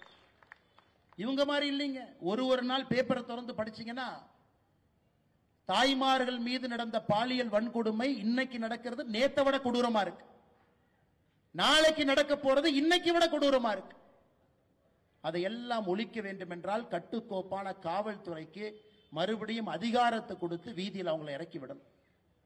அதே காவல்துறை நல்ல காவல்துறைங்க. திமுக வந்த பிறகு கையை கட்டி போட்டிருக்கின்றார். அந்த காவல்துறைக்கு அதிகாரத்தை திரும்ப கொடுக்கும் பொழுது ஒரு தாய்மாருக்கும் சகோதரிக்கும் ஒரு பிஞ்சு குழந்தைங்க ஐயா. நான் தாய்மார் சகோதரியை தாண்டி பிஞ்சு குழந்தைக்கு தமிழகத்திலே பாதுகாப்பு இல்லைன்னு நான் வந்துட்டேங்க ஐயா. பிஞ்சு குழந்தை, அந்த குழந்தை எதுவுமே தெரியாது. பிஞ்சு குழந்தை 8 வயசு பொண்ணுக்கு என்னங்க ஐயா தெரியும்? இல்ல 18 வயசு பொண்ணுக்கே பெருசா தெரியாது. பிஞ்சு குழந்தையின் மீது கையவர்கள் என்று கை வைத்துக் கொண்டிருக்கின்றார்கள். அந்த அவலத்தை தமிழ்நாட்டில் நாம் பார்த்துக்கிட்டு இருக்கிறோம். எதுவும் செய்ய முடியாம குற்ற உணர்ச்சியில் என்று கொண்டிருக்கின்றோம். அதையெல்லாம் பாரதிய ஜனதா கட்சி சரி செஞ்சு கொடுக்குங்கம்மா, நீங்க நம்பணும். ஏன்னா பாரதிய ஜனதா கட்சியால் மட்டும்தான் அது முடியும். நாங்க 3 மொழி கத்துக்க வேண்டும் என்று சொல்வது எங்களுக்கு அதுல எந்த பிரயோஜனம் இல்லைங்கம்மா. நம்ம கிட்ட எந்த ஸ்கூல் இல்ல. 3 மொழி கற்றுக்கொள்ள வேண்டும் என்று சொல்வது உங்களுடைய குழந்தை நாளை உயர்ந்து நிற்க வேண்டும், மாமனிதனாக வர வேண்டும் என்பதற்காக, பாரத பிரதமரை போல ஒப்பற்ற தலைவனாக வர வேண்டும் என்பதற்காக. இந்த 52 லட்சம் அரசு பள்ளியில் படிக்கக்கூடிய மாணவ செல்வங்களுக்கு மட்டும் ஏன் இவங்க வஞ்சனை பண்றாங்க? ஏன் ஓர வஞ்சனை பண்றாங்க? இவங்க நடத்தக்கூடிய பள்ளியில் இருக்கு. அதைத்தான் திரும்ப திரும்ப திரும்ப கேட்க. இன்னைக்கு புதுசா வந்திருக்கிறாங்க நடிகர் எல்லாம் அரசியலுக்கு வர்றாங்க. அவரு சொல்றார், அண்ணன் விஜய் சொல்றார் 2 மொழி தான். அவரே ஒரு பள்ளி நடத்துறாரு, அவரே சிபிஎஸ்இ பள்ளி நடத்துறாரு. அந்த பள்ளியில ஹிந்தி மொழியை அவரே கத்துக் கொடுக்கிறார். அவருடைய சொந்த பள்ளி விஜய் வித்யாசிரம், நடிகர் விஜய் அவர்கள் தமிழக வெற்றி கழகத்தினுடைய தலைவர் நடத்தக்கூடிய சொந்த பள்ளி சிபிஎஸ்இ பள்ளியில ஹிந்தி இருக்குதுங்க ஐயா. என்ன நியாயத்தை பேசுறாங்க உங்களை? என்ன உண்மையை பேசுறாங்க? இவ்வளவு வாய்களையே பேசக்கூடிய அரசியல் தலைவர்கள் எல்லா குழந்தையும் இன்டர்நேஷனல் ஸ்கூல், ஐபில, பிரெஞ்சு, வேறு வேறு மொழியில படிக்கிறாங்க. எப்படி ஏற்றுக்கொள்ள முடியும்? அதனால் பாரதிய ஜனதா கட்சி உங்களோடு இருப்போம். உங்களுக்கு இது நல்லது என்பதை உங்களுக்கு எடுத்துச் சொல்லிக் கொண்டிருக்கின்றோம். உங்களுக்கும் அது தெரியும். ஹிந்தியை இந்த மனுஷனே திணிக்கல, இந்த மனுஷனே ஹிந்தியில தமிழ்நாட்டில் பேசல, இந்த மனுஷன் எதுக்கு நம்மளே ஹிந்தியில பேச சொல்ல போறார்? ஆங்கிலம் படிங்க, தமிழ் படிங்க, இன்னொரு மொழியை படிங்கன்னு சொல்றார். அதனால் நிச்சயமாக வருகின்ற காலத்தில் நீங்கள் பாரதிய ஜனதா கட்சியின் பக்கம் நிற்பீங்க என்கின்ற முழு நம்பிக்கை எனக்கு இருக்குதுங்க. ஏன்னா 2026 மாற்றம் இல்லை என்றால் என்னை பொறுத்தவரை எப்பவும் இல்லை என்றுதான் நான் பார்க்கின்றேன். ஏன்னா இன்னைக்கே தமிழ்நாட்டை திருத்த முடியாத ஒரு மாநிலமாக இவர்கள் மாற்றி வச்சிருக்கிறாங்க. ஐயா, சாராயம் காட்டாற்று வெள்ளம் போல் ஓடிக்கொண்டிருக்கிறது. சட்டம் ஒழுங்கு சீர்கெட்டு நிற்கிறது. ஒரு பிஞ்சு குழந்தைக்கு இந்த மாநிலத்திலே பாதுகாப்பு இல்லை. இன்னும் 5 வருஷம் ஆச்சுன்னா யோசிச்சு பாருங்க. 5 வருஷம் ஆச்சுன்னா யோசிச்சு பாருங்க. இன்னைக்கு முதலமைச்சர் அவர்கள் பகல் கனவுல 200 200 200 200 200 200னா அப்புறம் நம்ம சொல்லுவோம் போற போக்கில் அப்படியே அந்த வண்டியில் ஏறிப்பா, அந்த வண்டி பெரிய ஆஸ்பத்திரிக்கு போகுது. அப்படிதான் முதலமைச்சர் சொல்லிட்டு இருக்காங்க. 200 200 200 200 200. எப்படி மக்கள் 200 கொடுப்பாங்க? எப்படி கொடுப்பாங்க ஐயா?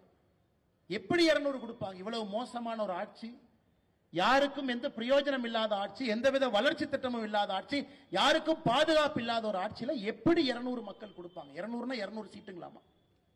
அன்பு சொந்தங்களே, இந்த வரலாற்று சிறப்புமிக்க கரூர் பொதுக்கூட்டத்தில் இங்கே பங்கேற்றுக் கொண்டிருக்கக்கூடிய எல்லா அன்பு சொந்தங்களுக்கும் இந்த நேரத்தில் என்னுடைய நெஞ்சார்ந்த நன்றிகளை தெரிவித்துக் கொள்கின்றேன். திராவிட முன்னேற்ற கழகத்தினுடைய அன்பு சொந்தங்களுக்கு சொல்லிக்கிறேன், உங்கள் குழந்தையும் 3 மொழி படிக்க வைங்க. தயவு செஞ்சு நீங்க அரசியல் கரவேட்டி கட்டுறங்கிறதுக்காக உங்க குழந்தையினுடைய வாழ்க்கையை பால்படுத்திடாதீங்க. நாளைக்கு வந்து என்ன டாடி இப்படி பண்ணிட்டேன்னு கேட்பாங்க. என்னப்பா இந்த மாதிரி பண்ணிட்டேன், ஏன்னா இந்த மாதிரி பண்ணிட்டேன். உங்கள் குழந்தையை படிக்க வைப்பதற்கு வாய்ப்பு இருக்கும் பொழுது படிக்க வைங்க, நன்றாக வர வேண்டும். நாம தான் கை கட்டி போஸ்ட் ஒட்டுற ஒரு காலகட்டமாக மாறி இருக்கின்றோம். குழந்தைகள் கம்பீரமாக வருங்காலத்தில் பாரதிய ஜனதா கட்சியினுடைய ஆளுமை மிகுந்த தலைவர்களாக, பிரதமர்களாக, முதலமைச்சராக உங்கள் குழந்தை வர வேண்டும் என்று நினைக்கின்றோம். இந்த நாட்டை ஆள வேண்டும் என்று நினைக்கின்றோம். எங்களுக்கு இதுல எந்த விதமான சுயலாபம் இல்லைங்கம்மா. உங்களுடைய குழந்தை நன்றாக இருக்க வேண்டும் என்பதற்காகத்தான் இவ்வளவு ஆக்ரோஷமா பேச, இவ்வளவு பொய்யை பேசிக் கொண்டிருக்கின்றார்.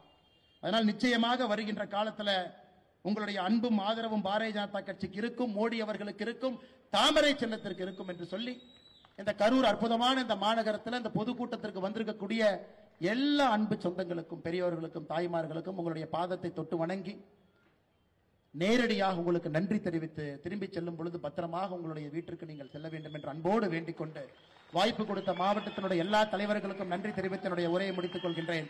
நன்றி, வணக்கம். பாரத் மாதா கி, பாரத அன்னையின் புகழ். பாரத் மாதா கி, பாரத அன்னையின் புகழ்.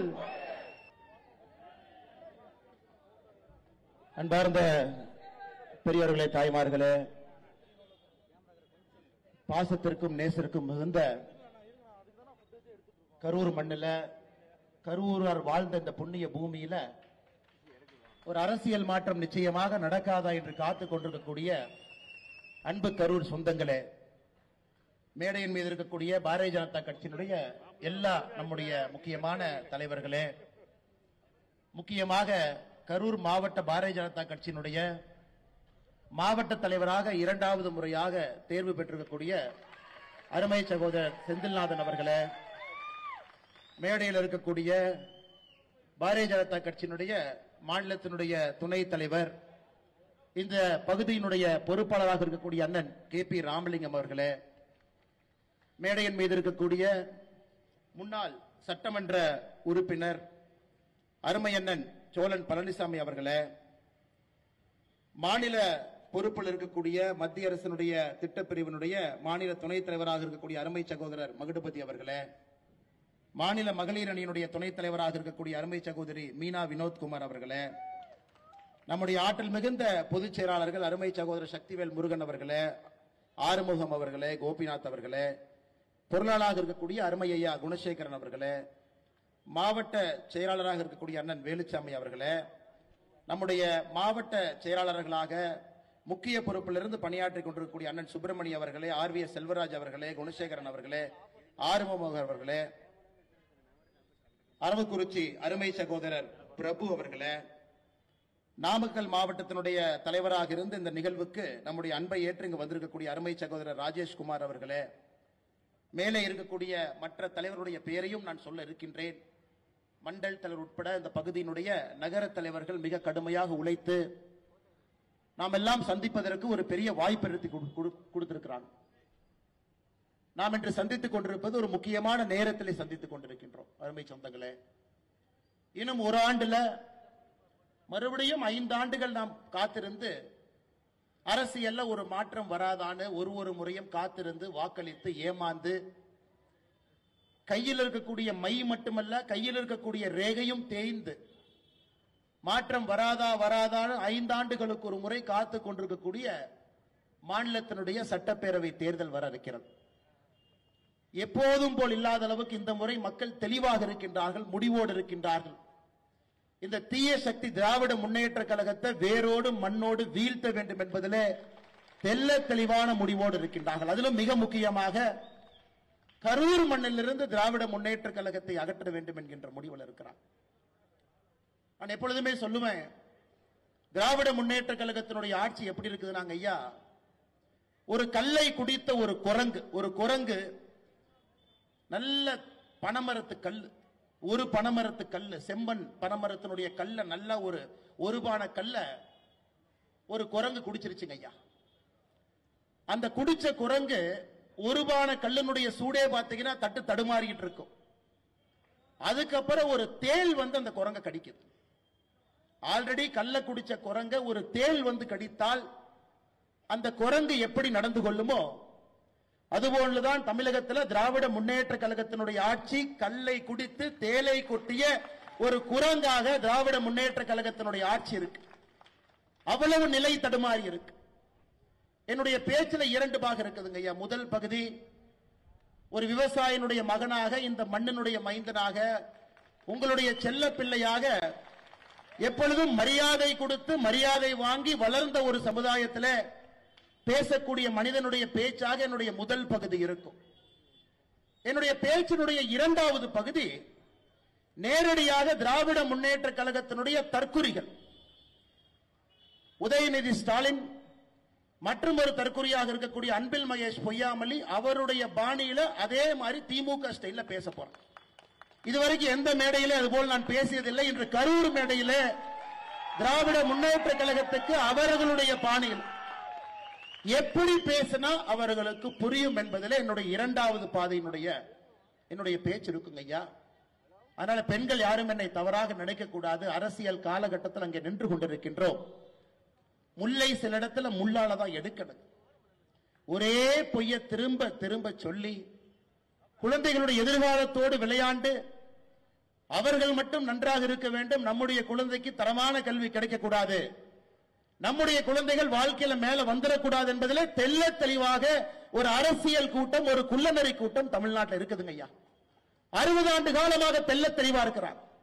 ஒரு கூட்டம் மட்டும் நம்மை ஆள வேண்டும், இன்னொரு கூட்டம் ஆள்வதற்கு அவர்களை தகுதிப்படுத்த வேண்டும். போஸ்ட் ஒட்டணும், கோந்து எடுத்துட்டு போகணும், அவர்களுக்கு விடிய விடிய கொடை பிடிக்கணும், பொதுக்கூட்டத்தில் உட்கார்ந்து கை தட்டி விட்டு அவர்கள் கொடுக்கக்கூடிய பிரியாணி பொட்டலத்தையும் அவங்க கொடுக்கக்கூடிய தண்ணீர் பாக்கெட்டையும் குடிச்சிட்டு போயிடணும்னு நினைத்துக் கொண்டிருக்கின்றான்.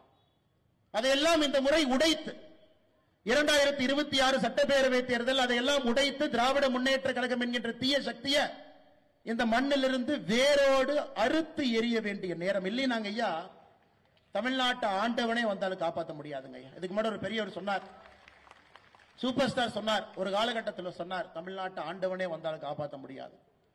இன்னைக்கு உண்மையாலும் தமிழகத்தில் திராவிட முன்னேற்ற கழகம் 2026 ஆட்சிக்கு வந்தாங்கன்னா பஞ்சம் பிழைப்பதற்காக எல்லாம் தமிழ்நாட்டை விட்டு வேற இடத்துக்கு போயிட வேண்டியதான்.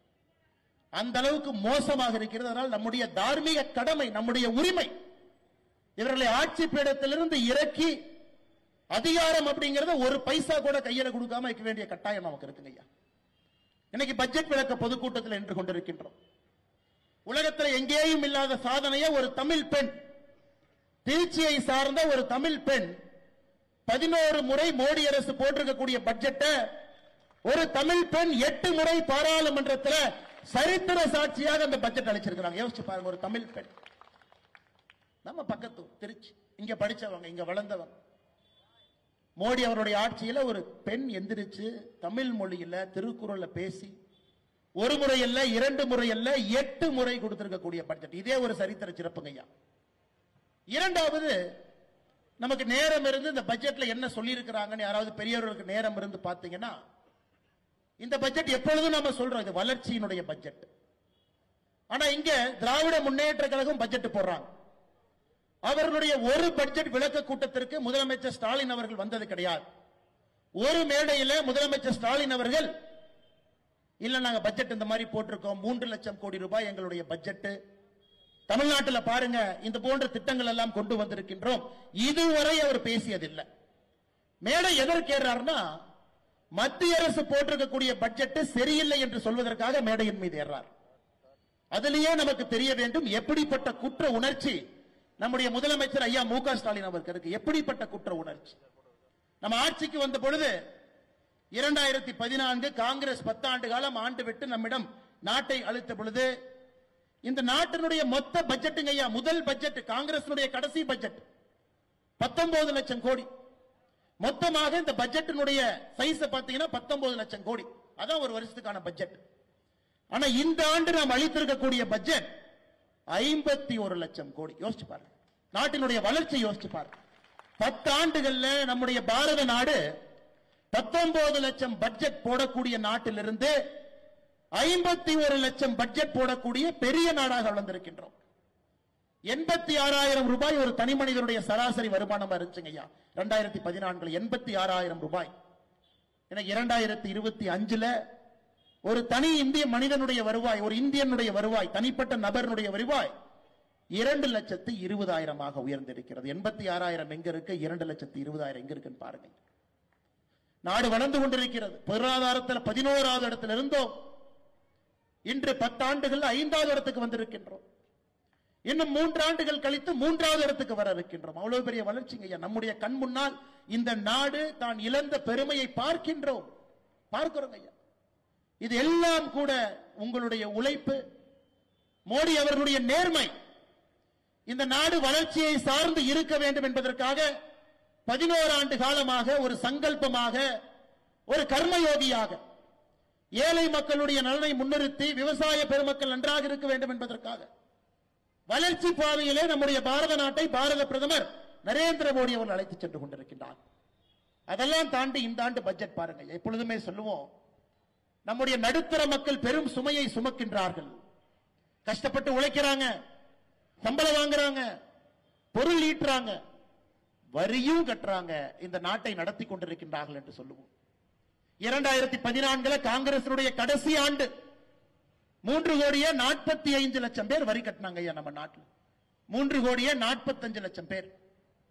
2025 நம்முடைய ஆட்சி 11 வருஷத்துல 7,90,00,000 பேர் வரி கட்டுறாங்க.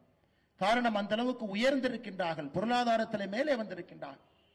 மோடி அவங்க நினைச்சாங்க இந்த பட்ஜெட்ல, நிர்மலா சீதாராமன் அவர்கள் நினைத்தார்கள், இப்படிப்பட்ட கடுமையாக உழைக்கக்கூடிய நடுத்தர மக்களுக்கு நாம் என்ன திரும்பி கொடுக்க போறோம், எதையும் எதிர்பார்க்காம நேர்மையாக கடமை தவறாம ஒரு ஆண்டும் வரிய கட்டுறாங்க. குழந்தைய பள்ளிக்கூடத்துக்கு அனுப்பணும், ஃபீஸ் கட்டணும், குடும்ப செலவை பார்த்துக்கணும், பால் கணக்கில் இருந்து கேபிள் டிவி கணக்கில் இருந்து நியூஸ் பேப்பர் கணக்கில் இருந்து பணத்தை தொட்டு தொட்டு செலவு பண்ணணும். ஒரு பொங்கலா இருக்கட்டும், தீபாவளியா இருக்கட்டும், கடைக்கு போய் ஒரு வேட்டியோ சேலையோ குழந்தைக்கு டிரெஸ் வாங்கினா கூட ஒரு 200 ரூபாய் மிச்சம் பிடிக்கலாமான்னு யோசிக்கிறோம் நாம். ஏன்னா அதிலே நாம் சேமிப்பை யோசிக்கின்றோம். அப்படிப்பட்ட நடுத்தர மக்களுக்கு வரப்பிரசாதமாக பாரத பிரதமர் நரேந்திர மோடி அவர்கள் சொல்லி இருக்கின்றார்கள், 12 லட்சம் ரூபாய் வரை உங்களுடைய வருமானம் இருந்தால் நீங்கள் வரி கட்ட தேவையில்லை. உலகத்தில் எங்கேயுமே இல்லைங்கய்யா, உலகத்தில் எங்கேயுமே இது இல்லை. 12 லட்சம் ரூபாய் வரை. இதற்கு முன்பு 7 லட்சம், போன பட்ஜெட் 7 லட்சம் ஐயா. நாம் வந்த பிறகு 2.5 லட்சம் ரூபாய் வரை சம்பாதிச்சீங்கன்னா வரி கட்ட வேண்டாம் என்று இருந்தத 10 ஆண்டுகள்ல 7 லட்சம் வரை சம்பாதிச்சீங்கன்னா வரி கட்ட வேண்டாம். இன்று சொல்லி இருக்கின்றோம் 12 லட்சம் ரூபாய் வரை சம்பாதிச்சீங்கன்னா வரி கட்ட வேண்டாம். அப்ப இந்தியால வரி கட்டக்கூடிய மக்கள் எத்தனை பேர் 12 லட்சம் ரூபாய்க்குள்ள சம்பாதிக்கிறாங்கன்னு பாருங்க. 87% வரி கட்டக்கூடிய மக்கள் 12 லட்சம் ரூபாய்க்கு கீழே இருக்காங்க ஐயா. இந்த 7,90,00,000 பேர் யார் வரி கட்டுறாங்களோ அதுல 87% மக்களுக்கு வரி விலக்கு இந்த ஆண்டிலிருந்து அவர்கள் வரி கட்ட வேண்டாம். எவ்வளவு பெரிய சாதனை. நடுத்தர மக்களுக்கு பாரத பிரதமர் நரேந்திர மோடி அவர்கள் உங்களை உழைப்பை நம்பி, உங்கள் நேர்மையை நம்பி இந்த வரி விலக்கு நம்ம கொடுத்திருக்கிறாங்க ஐயா. இதனால் மத்திய அரசுக்கு ஏற்படக்கூடிய சுமை. இந்த 87% மக்கள் வரி கொடுக்க வேண்டாம், 12 லட்சம் ரூபாய் வரை வரி இல்லை. இதனால் மத்திய அரசுக்கு ஏற்படக்கூடிய இழப்பு மட்டுமே 1,10,000 கோடி ரூபாய். பிரதமர் அவர்கள் அதை பற்றி கவலைப்படல. இந்த நாட்டை எப்படி நடத்த வேண்டும் என்று எனக்கு தெரியும், நான் நடத்தி காட்டுகின்றேன். நடுத்தர மக்களுக்கு நான் சுமையை குறைக்கின்றேன். 1,10,000 கோடி ரூபாய் இந்த நாட்டிற்கு வரி மூலமாக நாம் கட்டக்கூடிய வருமானத்தை வேண்டான்னு சொல்லியிருக்கிறான். பாரு, இதையெல்லாம் ஒரு நிமிஷம் நம்ம யோசிக்கணும். ஒரு மேலே ஏறி நம்முடைய தமிழகத்தினுடைய முதலமைச்சர் மாண்புமிகு ஐயா மு க ஸ்டாலின் அவர்கள் தமிழ்நாட்டுக்கு எதுவுமே கொடுக்கல. மத்திய அரசு வட்டி கடை மாதிரி நடத்துறாங்க, மத்திய அரசு வட்டி கடை நடத்துறாங்க. நம்முடைய முதலமைச்சர் சொல்றாங்க மத்திய அரசு வட்டி கடை நடத்துறாங்க, தமிழ்நாட்டிற்கு எந்த பணமும் கொடுக்க. நான் ஒரே ஒரு விஷயத்தை உங்க முன்னாடி சொல்றேன் பாருங்க ஐயா. 10 ஆண்டு காலம் காங்கிரஸ் ஆட்சி இருந்த பொழுது, திமுக அங்கம் வகித்த காங்கிரஸ் இருந்த பொழுது, 2004 14 வரை 10 ஆண்டுகள் மத்திய அரசு, காங்கிரஸ் அரசு, மன்மோகன் சிங் அவருடைய அரசு தமிழ்நாட்டிற்கு நேரடியாக வரி பகிர்மானம் எவ்வளவு கொடுத்தாங்கன்னு பாருங்க. அது ஆங்கிலத்திலே டெவல்யூஷன் கிராண்ட்ங்கிறோம். நேரடியாக மத்திய அரசு மாநில அரசு கொடுக்கக்கூடிய நிதி, திட்டங்கள் மூலமாக இல்லாமல் பணம் மூலமாக.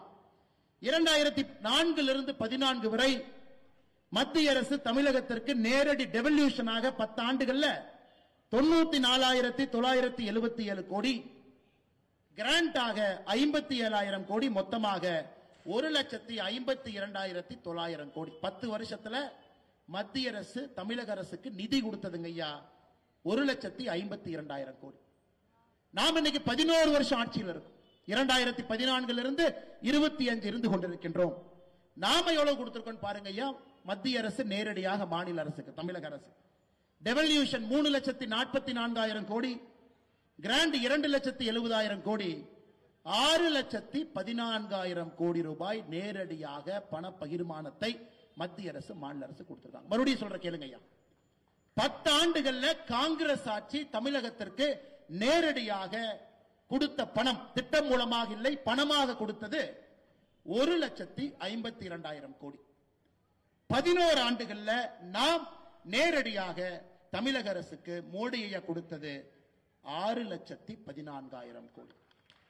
5 மடங்கு அதிகமாக மாநிலத்திற்கு, தமிழகத்திற்கு மட்டுமே பாரத பிரதமர் நரேந்திர மோடி அவங்க கொடுத்திருக்கிறாங்க. இதுல முதலமைச்சர் சொல்றார், ஆமா முதலமைச்சர் அவர்களே, உங்க மருமக சபரீஷன் கோடி கோடியா சம்பாதிக்கிறனால இந்த 12 லட்சம் ரூபாய்க்கு கீழே வர மாட்டார், அதனால உங்களுக்கு கோபமா?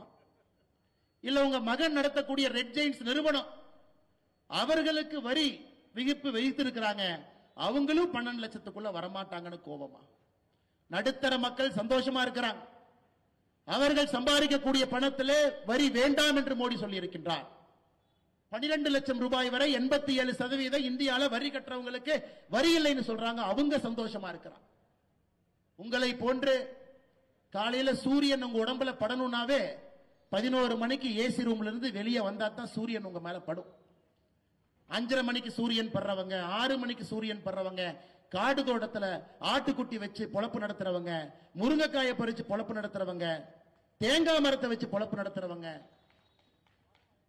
இவங்க எல்லாத்துக்கும் சந்தோஷமா இருக்கிறாங்க ஐயா. ஏன்னா அவங்களுக்கு எல்லாம் 5:30 மணிக்கு 6 மணிக்கு சூரிய வெளிச்ச உடம்பு மேல படும். இந்த 11 மணி 11:30 மணிக்கு இரவுல 2 மணிக்கு படுத்து தூங்கிட்டு காலையில 11 மணிக்கு எந்திரிச்சு 11:30 மணிக்கு வெளியே வர்றாங்கல்ல, அவர்களுக்கு மோடியின் மீது கோபம் தான் இருக்கத்தான் செய்யும். அந்த கோபம் இருக்கட்டும், அந்த கோபத்தை நாங்களும் வரவேற்கிறோம். அது போன்ற ஒரு கோபம் தான் தமிழகத்தினுடைய முதலமைச்சர் ஐயா மு க ஸ்டாலின் அவருடைய கோபம். வேற எந்த கோபம் இல்லைங்க. அது போன்ற ஒரு கோபம், வேற எந்த கோபம் கிடையாது. இன்னைக்கு நாம் இவ்வளவு செய்து கொண்டிருக்கின்றோம். முதலமைச்சர் அவர்கள் தமிழ்நாட்டை வஞ்சிக்கிறாங்க. இங்க இருக்கக்கூடிய விவசாய பெருமக்கள், விவசாயிகளா இருக்கலாம், மீனவர்களா இருக்கலாம், பால் பண்ணை நடத்துற விவசாயிகளுக்கு கிசான் கடன் அட்டை இந்தியால மட்டுமே 7.7 கோடி பேர் இருக்கு. இன்னைக்கு நமக்கு வரக்கூடிய விவசாயிகளுக்கு வழங்கக்கூடிய கடன் கிசான் கிரெடிட் கார்டு 3 லட்சத்திலிருந்து 5 லட்சமாக உயர்த்தி இருக்கின்றோம் இந்த பட்ஜெட்ல. இது ஒரு வரப்பிரசாதம். சிறு குறு நிறுவனங்கள் யாரெல்லாம் சின்ன சின்ன நிறுவனம் நடத்துறோமோ அடுத்த 5 ஆண்டுகள்ல 1.5 லட்சம் கோடி ரூபாய் மத்திய அரசு சிறு குறு நிறுவனத்திற்கு மட்டுமே கடனா கொடுக்க போறாங்க. இது வரப்பிரசாதம். சிறு குறு நிறுவனம் நடத்துறவங்களுக்கு கிரெடிட் கார்டு கொடுக்க போறாங்க. 5 லட்சம் ரூபாய் கிரெடிட் கார்டு எங்கேயும் போய் பேங்க்ல நிக்க வேண்டாம். அந்த கிரெடிட் கார்டில் இருந்து 5 லட்சம் ரூபாய் வரை நேரடியாக பணம் எடுத்துக்கலாம். இதுவும் மத்திய அரசு. கேன்சர் உட்பட 36 உயிர் காக்கும் மருந்துகளுக்கு வரியை நீக்கி இருக்கின்றார்கள், கஸ்டம் டியூட்டியை நீக்கி இருக்கிறாங்க. இதுவும் முக்கியம். இன்னும் நம்ம நல்லா புரிஞ்சுக்கணும். கரூர்ல எத்தனையோ இடத்துல பார்க்கிறோம், நடுத்தர குடும்பத்தினுடைய குழந்தைகள், ஏழை தாயினுடைய குழந்தைகள் முதல்ல மருத்துவம் படிக்கிறாங்க. தாய்மார்கள் நல்லா கேட்டுக்கணுங்கம்மா. நீங்க 2014 மோடி ஐயா ஆட்சிக்கு வந்த பொழுது இந்தியாவில் மருத்துவ சீட்டுங்க ஐயா, மொத்தமா மருத்துவம் எத்தனை பேர் படிக்க முடியும்னா 51,348, 51,000 பேர் தான் படிக்க முடியுங்க.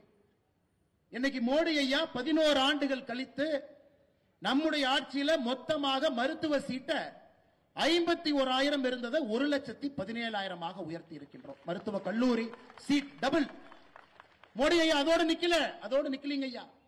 சமூக நீதினா திமுக வாய்களையே பேசுற சமூக நீதி இல்லைங்க ஐயா. மருத்துவ கல்லூரி கட்டணம் சீட்டை அதிகப்படுத்தணும், அப்பதான் சீட்டு கிடைக்குங்க ஐயா. இருக்கிற 100 சீட்டுக்கு 1000 பேர் போட்டி போட்டா கிடைக்காது. இன்னைக்கு நாம டபுள் பண்ணி 1,17,000 கொண்டு வந்திருக்கின்றோம். இந்த பட்ஜெட்ல அறிவிச்சிருக்கின்றோம். அடுத்த 5 ஆண்டுகள்ல இன்னும் 75,000 மருத்துவ சீட்டை நாம் ஆட் பண்ண போறோம். அப்படி என்றால் 2030 முடியும் பொழுது 2 லட்சம் பேர் இந்தியால ஒரு வருஷத்துக்கு மருத்துவம் படிப்பாங்க. 2013 51,000 இருந்தது, இன்று 1,17,000 இருக்கிறது. இன்னும் 75,000 நம்ம சேர்த்த போறோம்.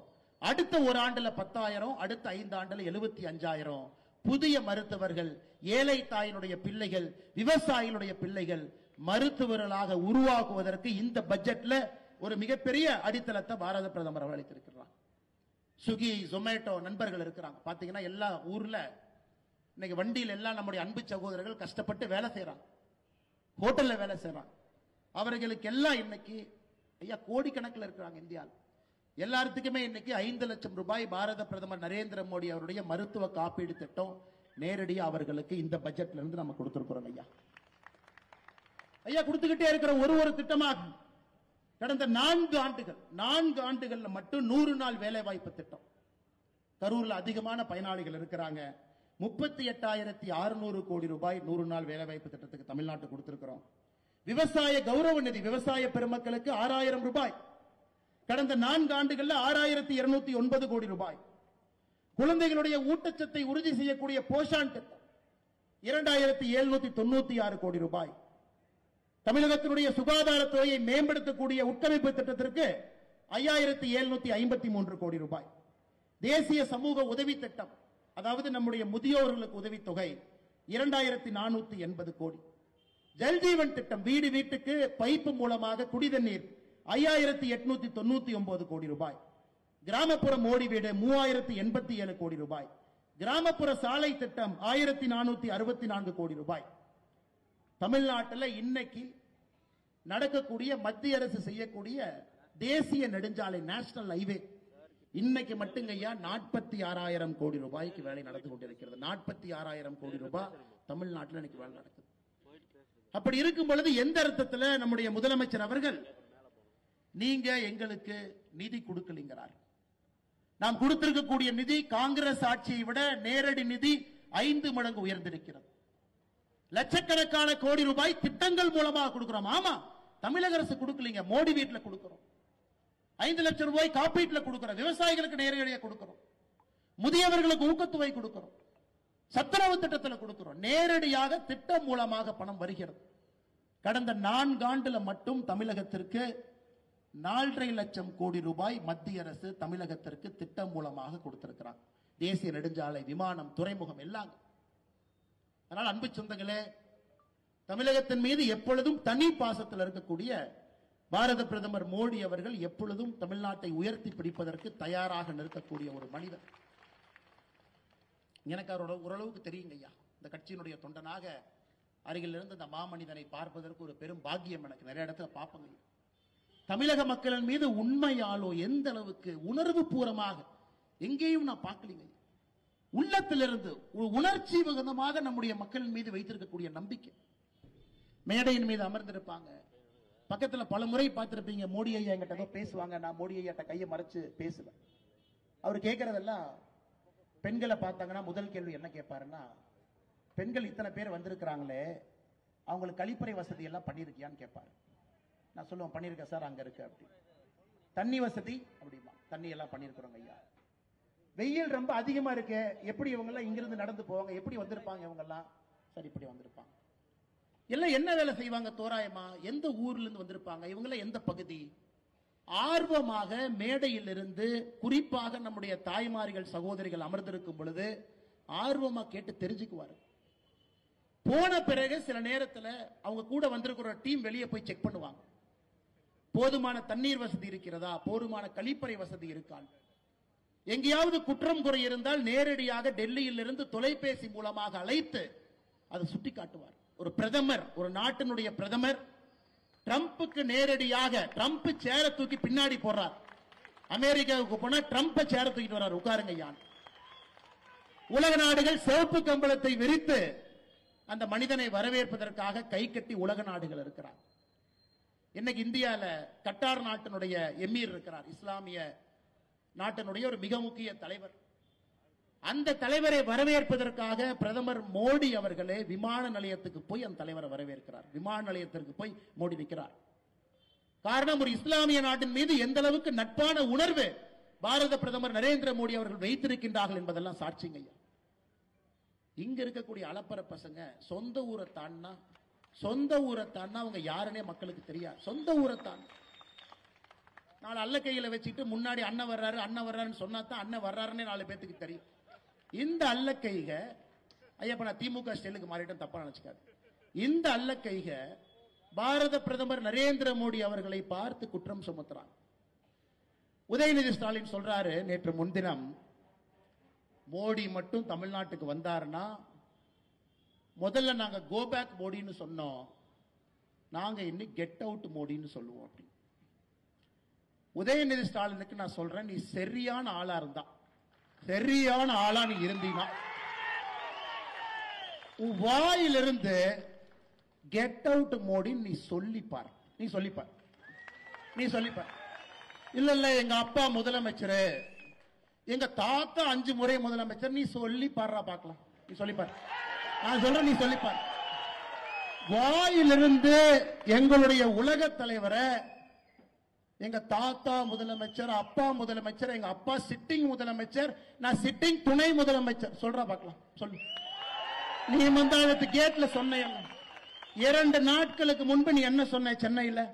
கெட் அவுட் மோடி, வெளியே போடா மோடின்னு சொல்லுவாராம். உன் வீட்டுக்கு வெளியே வந்து பால்டாயில் பாபு போஸ்ட் ஒட்டிட்டு வரும். நீ சொல்லுகின்ற அதே பாஷையிலே நான் பேசுவேன். உனக்கு ஒரு உலக தலைவரை மதிக்க தெரியல, ஒரு கத்துக்குட்டி. நீ கத்துக்குட்டி. காலையில 11:30 மணிக்கு தான் உன் மேல வெயிலே படும். நீ சூரியனை நேரா பார்த்தது கூட கிடையாது. சூரியன் மேல வந்தாக்கா இப்படி பார்க்கிற ஆள் நீ. சூரியனை பார்த்து துப்பி அந்த எச்சல் உன் மேல விழுவும். அப்படிப்பட்ட ஆள் நீ. 3:30 மணிக்கு பிரம்ம முகத்தில் எந்திரிச்சு யோகா பண்ணிட்டு 5 மணிக்கு ஃபைல திறந்து இந்த நாட்டை ஆட்சி பண்ற ஆள்கிட்ட 11:30 மணிக்கு எந்திரிச்சு நட்ட நடுவுல மேல சூரியன் இருந்து உழுவுற உனக்கே இவ்வளவு திமிர் இருந்தா, சாதாரண நடுத்தர மக்கள் உழைத்து நாட்டை உருவாக்கக்கூடிய மக்களுக்கு எவ்வளவு திமிர் இருக்கு? அந்த கூஜா தூக்கருக்கு இங்க ஒரு சாராய அமைச்சர் சுத்திட்டு இருக்கார் கரூர். இவனுக்கு எந்த அளவுக்கு ஒரு கேவலமான பேர் வழினா, சாராய அமைச்சருடைய சொந்த தம்பி 1 வருஷமாக காவல்துறையால் தேடப்படக்கூடிய குற்றவாளி. இந்த கொடுமை எங்கேயாச்சும் பார்த்திருக்கிறீங்களா? இந்தியாவில் எங்கேயாவது இந்த அநியாயத்தை பார்த்திருக்கிறீங்களா? ஒரு சாராய அமைச்சருடைய சொந்த தம்பி எங்கேயும் இல்ல, சென்னையில ஈசிஆர் ரோட்ல தான் இருக்கிறார். தமிழ்நாடு காவல்துறை வந்தா காலையில புடிச்சிட்டு போய்க்கலாம். பட் எனக்கு ஒரு கொஞ்ச நாளைக்கு வெளியே இருந்தா நல்லதுதாங்க. அதனால கொஞ்ச நாளைக்கு வெளியே இருக்கட்டும் தான் நானும் பொறுத்துக்கிட்டு இருக்கேன். எலெக்ஷன்லாம் வருது, கொஞ்ச நாளைக்கு வெளியே இருக்கட்டும், அப்ப பாத்துக்கலாம். சொந்த இந்த மாவட்டத்தினுடைய பதவி பிரமாணம் எடுத்து அரசியலமைப்பு சட்டத்தின் மீது சத்தியம் செய்து இந்த நாட்டினுடைய சட்டத்தை எல்லாம் காப்புன்னு சொல்லி இருக்கக்கூடிய சாராய அமைச்சருடைய தம்பி காவல்துறையால் தேடப்படக்கூடிய முக்கிய குற்றவாளியா 1 வருஷம் வெளியே. அவர் ஏத்தீங்கன்னா கரூர்ல என்ன, காவல்துறை கொண்டு வந்து கஞ்சா பொட்டலத்தை வச்சு கைது, அல்லது உங்க வீட்டுல கொண்டு வந்து அவங்களே மண்ணை கொட்டிட்டு மண்ணை திருடுனீங்க அப்படின்னு கைது. அதுதான் கரூர்ல இருக்கக்கூடிய பாரதிய ஜனதா கட்சியினுடைய தலைவர் தொண்டருக்கு இந்த சாராய அமைச்சர் குடிக்கக்கூடிய பரிசா இருக்கு. கரூரில் இருக்கக்கூடிய அண்ணன் விஜயபாஸ்கர் அவர்கள், இதற்கு முன்பு அமைச்சராக இருக்கக்கூடிய அனைத்து இந்திய அண்ணா திராவிட முன்னேற்ற கழகத்தில் அமைச்சராக இருக்கக்கூடிய அண்ணன் விஜயபாஸ்கர் அவர்கள், அவங்க கூட இருக்கிறவங்களுக்கும் இதுதான் சாராய அமைச்சர் கிடைக்கக்கூடிய பரிசா இருக்கு. அதனால இவங்களை எல்லாம் அம்மா நீங்க விடக்கூடாதுங்க அம்மா. இவங்க எல்லாம் உங்களுடைய குலத்தை நாசம் பண்ணிட்டு இருக்காங்க, குலத்தை நல்லா புரிஞ்சுக்கணும். அன்பில் மகேஷ் பொய்யாமொழி நேத்தனை பார்த்து கேட்கிறாரு, ஏப்பா நீ 3 மொழி கத்துக்க அண்ணாமலை சொல்றியே, உனக்கெல்லாம் என்னையா தகுதி இருக்கு? நான் சொல்றேன் அன்பில், நல்லா கேட்டு, காதுல நல்லா காது திறந்து கேட்டுக்க, நான் சொல்றேன் நல்லா கேட்டுக்க. இதே ஊர்ல 20 வயசு வரை நான் கழிப்பறையை பார்த்தது கிடையாது. அது போன்ற ஒரு குடும்பத்தில் வளர்ந்தவன் நான். காலையில ஸ்கூலுக்கு போகும்போது ஆட்டு புழக்கை அள்ளி கொட்டிட்டு மாட்டுச்சாண தள்ளி வீசிட்டு ஆட்டை கொண்டு போய் தோட்டத்தில் ஓட்டிட்டு ஸ்கூல் போகும்போது சைக்கிளை நிறுத்திட்டு பேருந்தில் ஏறி போய் படிச்சவன் நான். அதனால இந்த பந்தா பண்ற வேலை எங்கிட்ட வச்சுக்க. நாங்கள் கேட்பது ஆதாரப்பூர்வமான கேள்வி. இதெல்லாம் 4:30 மணி 5 மணி 6 மணிக்கு சூரியன் பார்த்து வளர்ந்த உடம்புங்க. உங்களை போல 11 மணி 12 மணிக்கு உச்சித்தலையில சூரியனை பார்த்து எந்திரிச்சவங்க கிடையாதுங்க. நாமெல்லாம் சாதாரண மக்களாக இருந்து இங்கே நின்று உங்களோடு உங்களுடைய சொந்தமாக பேசிக் கொண்டிருக்கின்றேன். எனக்கு வழி தெரியுங்க, கல்வியினுடைய பெருமை எனக்கு தெரியும், கற்றவனுக்கு போராடத்துல என்ன சிறப்பு என்பது எனக்கு தெரியும். மோடி அவர்கள் கை கொடுத்து என்னை மதிக்கிறார்னா என்னுடைய கல்விக்காக, வேற எதுவுமே கிடையாதுங்க. வேற என்னங்க, கல்விக்காக மட்டும்தான், அதற்கு மட்டும்தான், வேற எதுவும் கிடையாது. அதே போலதான் உங்கள் குழந்தையும் இருக்க வேண்டும் என்பதற்காகத்தான் இந்த போராட்டம், வேற ஒரு வெங்காயம் கிடையாதுங்க. அந்த போராட்டம் அதற்காக மட்டும்தான். இவர்களுக்கு என்ன, இவர்களுக்கு பின்னணி இவங்க குழந்தை, அதற்கு பிறகு உதயநிதி, அதன் பிறகு இன்பநிதி, இப்படியே சுத்தணும். நம்ம குழந்தைங்க கை கட்டி போஸ்ட் ஒட்டணும். வெக்கமா இல்லையா உங்களுக்கு எல்லாம்? நீ சொன்ன ஒரு ஆளுமே 3 மொழியை படிக்கிறான். மோடியை என்ன சொல்றாரு? மும்மொழி கொள்கைங்கிறது என்னங்க ஐயா? படிக்கிறதெல்லாம் தமிழ்ல, ஒரு ஆங்கில மொழி, ஏதாவது ஒரு இந்திய மொழிய 3வது மொழியா படிங்கன்னு சொல்றார். கன்னடம் பிடிக்குதா கன்னடம் படிங்க, தெலுங்கு பிடிக்குதா தெலுங்கு படிங்க, சமஸ்கிருதம் பிடிக்குதா சமஸ்கிருதத்தை படிங்க, ஹிந்தி பிடிக்குதா ஹிந்திய படிங்க. ஒரு மொழிய 3வது மொழிய பிடிச்ச மொழிய படிங்க. இதுல எங்க ஹிந்தியை திணிக்கிறார்? எங்கெங்க ஹிந்தியை திணிக்கிறார்? மோடி அவர்கள் எங்கே ஹிந்தியை திணிக்கிறார்? யாராச்சும் ஒருத்தர் தயவு செஞ்சு எனக்கு சொல்லுங்க. மோடி அவர்கள் எங்கேயும் ஹிந்தி என்கின்ற வார்த்தையை பயன்படுத்தல. இந்த மனுஷன் தமிழ்நாட்டுக்கு வந்தாவே ஆங்கிலத்தில் பேசுறாருங்க ஐயா. இந்த மனுஷன் தமிழ்நாட்டுக்கு வந்தாவே ஹிந்தியில பேசுறது இல்ல, ஆங்கிலத்தில் பேசுறார். அந்த ஸ்பீச்சை மொழிபெயர்த்து தமிழ நம்ம மொழிபெயர்க்கிறோம். தமிழ்நாட்டிற்கு வந்தே ஹிந்தி பேசாம, இந்தியாவில் இருக்கக்கூடிய ஒரே ஒரு மாநிலத்தில் ஹிந்தி பேசாம ஆங்கிலத்தில் உங்களிடம் பேசுறாங்க. தட்டு தடுமாறி தமிழ் கத்துக்கிட்டு தமிழும் பேசுறாங்க. இந்த மனுஷன் ஹிந்தியை திணிப்பாராங்க ஐயா? இந்த மனுஷன் ஆங்கிலத்தை விட ஹிந்தியில் அழகா பேசலாமே, உணர்ச்சியா பேசலாமே. இந்த மனிதனும் நம்மளை போல இங்கிலீஷ் கத்துட்டு பேசுறாருங்க ஐயா. இவருக்கு ஹிந்தி நல்லா வரும், குஜராத்தி, அதன் பிறகு ஹிந்தி கத்துக்கிட்டார். நமக்கு மதிப்பளித்து நம்முடைய உணர்வை புரிந்து கொண்டு தமிழகத்திற்குள்ள காலெடுத்து வைத்தாலே ஆங்கிலத்தில் பேசக்கூடிய மோடி எங்க நிக்கிறாரு? எங்க நிக்கிறாரு பாரு. அதற்கு நம்ம மேடையில் அவரே சொல்றாரு பல இடத்துல, உங்களுடைய அற்புதமான மொழி எனக்கு தெரியாது, மன்னிச்சுக்கங்க, அதனால ஆங்கில மொழியில் உங்கள்கிட்ட பேசுறேன். இந்த மனுஷன் ஹிந்தியை திணிக்கிறாரா? இவரே தமிழ்நாட்டில் ஹிந்தி பேசினது இல்ல, நம்மளை எதுக்குங்க ஹிந்தி படின்னு ஒரு சொல்ல போறாரு? இவர் சொல்வது உங்களுடைய குழந்தை நன்றாக இருக்க வேண்டும், நன்றாக வளர வேண்டும், பெரிய ஒரு மனிதனாக வர வேண்டும் என்றால் 3 மொழி தயவு செஞ்சு கத்துக் கொடுங்க. தமிழ் மொழியில படிக்க வைங்க, ஆங்கில மொழியில ஒரு பேப்பரை வச்சுக்கங்க. ஒரே ஒரு மொழி, மலையாளமோ கன்னடமோ தெலுங்கோ ஒரு மொழி, ஒரே ஒரு பேப்பரை 6ஆம் கிளாஸ்ல இருந்து கூட படிச்சுட்டு வரட்டும், அவ்வளவுதான் அவர் சொல்றாரு. அதை பொய்ய சொல்லி மேடையை போட்டு நீங்களே இந்தி கூட்டணி என்கின்ற போர்வையில உலகமாக அயோக்கியன்ல ஒரே மேடையில் உலகமாக அயோக்கியன் கேட்டா இந்தி கூட்டணி எல்லாம் சொல்றாங்க. ஐயோ ஹிந்தியை திணிக்கிறார். எங்கேயா இந்த அன்பில் மகேஷ் பொய்யாமொழி அவருடைய சொந்த ஊர்ல திருச்சி பச்சைமலை ராமநாதபுரம் கிராமத்துக்கு போங்க. ஒரு ராமநாதபுரம் ஒரு கிராமம் இருக்குங்க பச்சைமலையில, திருச்சியில். அவருடைய சொந்த மாவட்டம். 2 ஆண்டுகளாக அந்த ஊர்ல அரசு பள்ளி இடிச்சு மக்கள் அங்க இருக்கக்கூடிய அரசு மரத்துக்கு கீழே போர்டு வச்சு படிச்சுட்டு இருக்கிறாங்க. மாநிலத்தினுடைய கல்வித்துறையினுடைய அமைச்சருடைய சொந்த ஊர்ல மக்கள் அரசு மரத்துக்கு கீழே பிளாக் போர்டு வச்சு படிக்கிறாங்க. காரணம், 2 ஆண்டுகளுக்கு முன்பு இடிக்கப்பட்ட பள்ளி இன்னும் கட்டலிங்க ஐயா. இவரு மகன் அன்பில் மகேஷ் பொய்யாமொழியினுடைய மகன் பிரெஞ்சு படிப்பாராமா. பிரெஞ்சு படிக்கிறாருங்க ஐயா, பிரெஞ்சு படிக்கிறார். அவர் ஹிந்தியோட படிக்கல, அவர் வேற எந்த மொழியும் படிக்கலீங்க, ஆங்கிலம் நேரா பிரெஞ்சு. ஆனா பள்ளி கல்வித்துறை அமைச்சருக்கு அரசு பள்ளியிலே படிக்கக்கூடிய நம்முடைய மாணவர்கள் 2 மொழி மட்டும்தான் படிக்கணுமா, 3வது மொழி படிக்கக்கூடாது. நல்லா புரிஞ்சுக்கணும், தாய்மார்கள் நல்லா புரிஞ்சுக்கணுங்க. அம்மா நீங்க தான் மாற்றத்தை கொடுக்க போறீங்க. தமிழகத்தில் தனியார் பள்ளியிலே படிக்கக்கூடிய மாணவ செல்வங்கள் 56 லட்சம், அரசு பள்ளியிலே படிக்கக்கூடிய மாணவர்கள் 52 லட்சம். நீங்களே சொல்லுங்க, தனியார் பள்ளி அதிகமா அரசு பள்ளி அதிகமா? தனியார் பள்ளி 56 லட்சம், அரசு பள்ளி 52 லட்சம். சிபிஎஸ்இ ஸ்கூல், ஐபி என்னென்னமோ இருக்குதுங்க ஐயா, அது பேர் எனக்கு வாயிலே வரமாட்டேது. அதுல 3 மொழி படிக்கக்கூடிய குழந்தைகள் 30 லட்சம் இருக்காங்க. 30 லட்சம் பேர் 3 மொழி படிக்கிறாங்க. ஆனா அந்த 52 லட்சம் பேர் அரசு பள்ளியில படிக்கிறவங்க மட்டும் 2 மொழியா. திமுக காரனுக்கு மனைவி, இணைவி, துணைவி 3 பேர். 3 பேர் நான் சொல்லிட்டே வர, நல்லா கேளுங்க. 3 பேர்.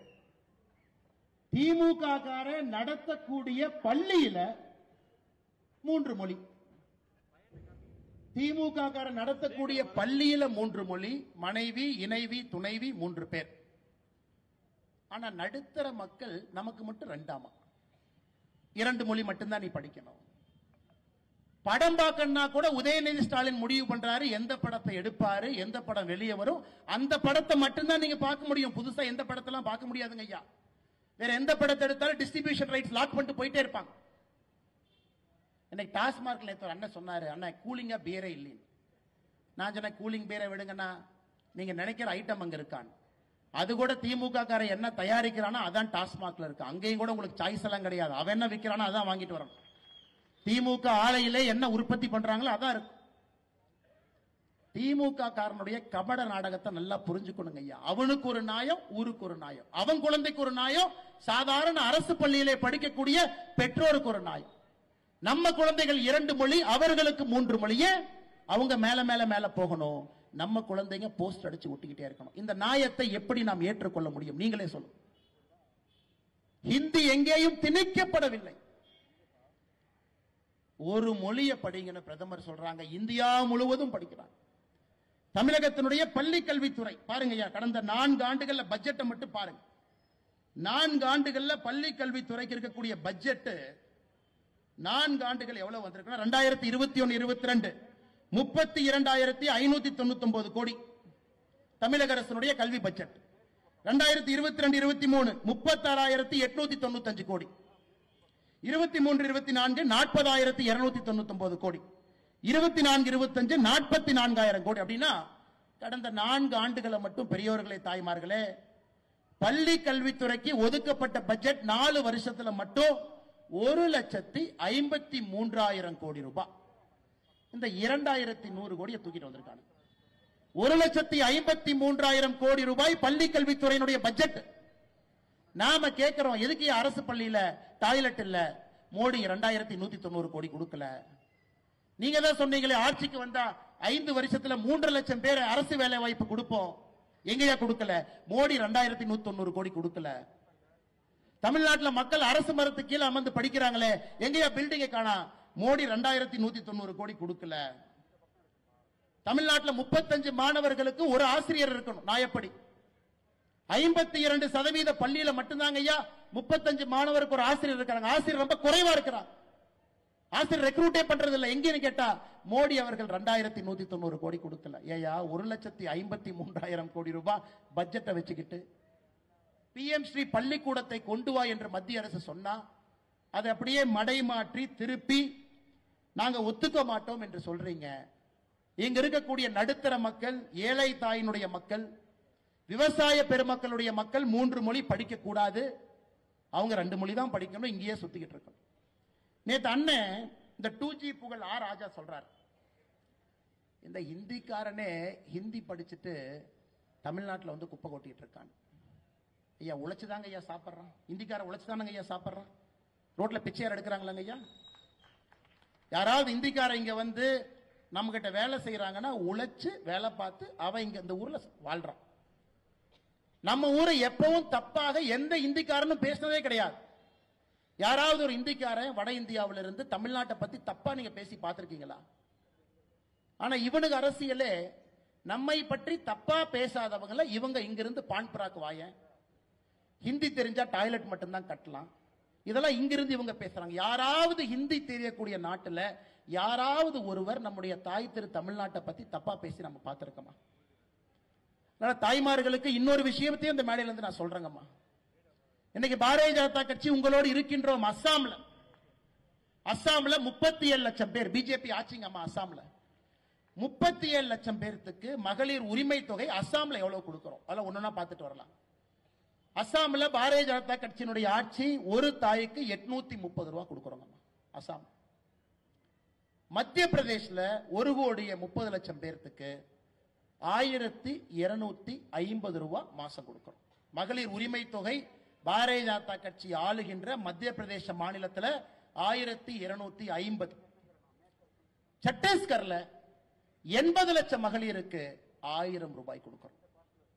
சத்தீஸ்கர்லிங்கம்மா 80 லட்சம் மகளிருக்கு 1000. மகாராஷ்டிராவில் பாரதிய ஜனதா கட்சி ஆட்சியில் இருக்கக்கூடிய மாநிலத்தில் 1,80,00,000 தாய்மார்களுக்கு 2,100 ரூபாய் கொடுக்கிறோம். நாளை காலை 11 மணிக்கு டெல்லியிலே பாரதிய ஜனதா கட்சியினுடைய ஆட்சி பொறுப்பேற்க இருக்கின்றார். முதல் கையெழுத்து டெல்லியில் இருக்கக்கூடிய தாய்மார்களுக்கு மாதம் 2,500. தமிழ்நாட்டில் நம்முடைய தலைவர்கள் சொல்றாங்க, அண்ணே என்னென்ன டெல்லியில் 2,500, அதை தாண்டித்தானே நாம கொடுக்கணும். நம்முடைய தாய்மார்களுக்கு நாம செய்யலைன்னா யாருன்னே செய்வாங்க.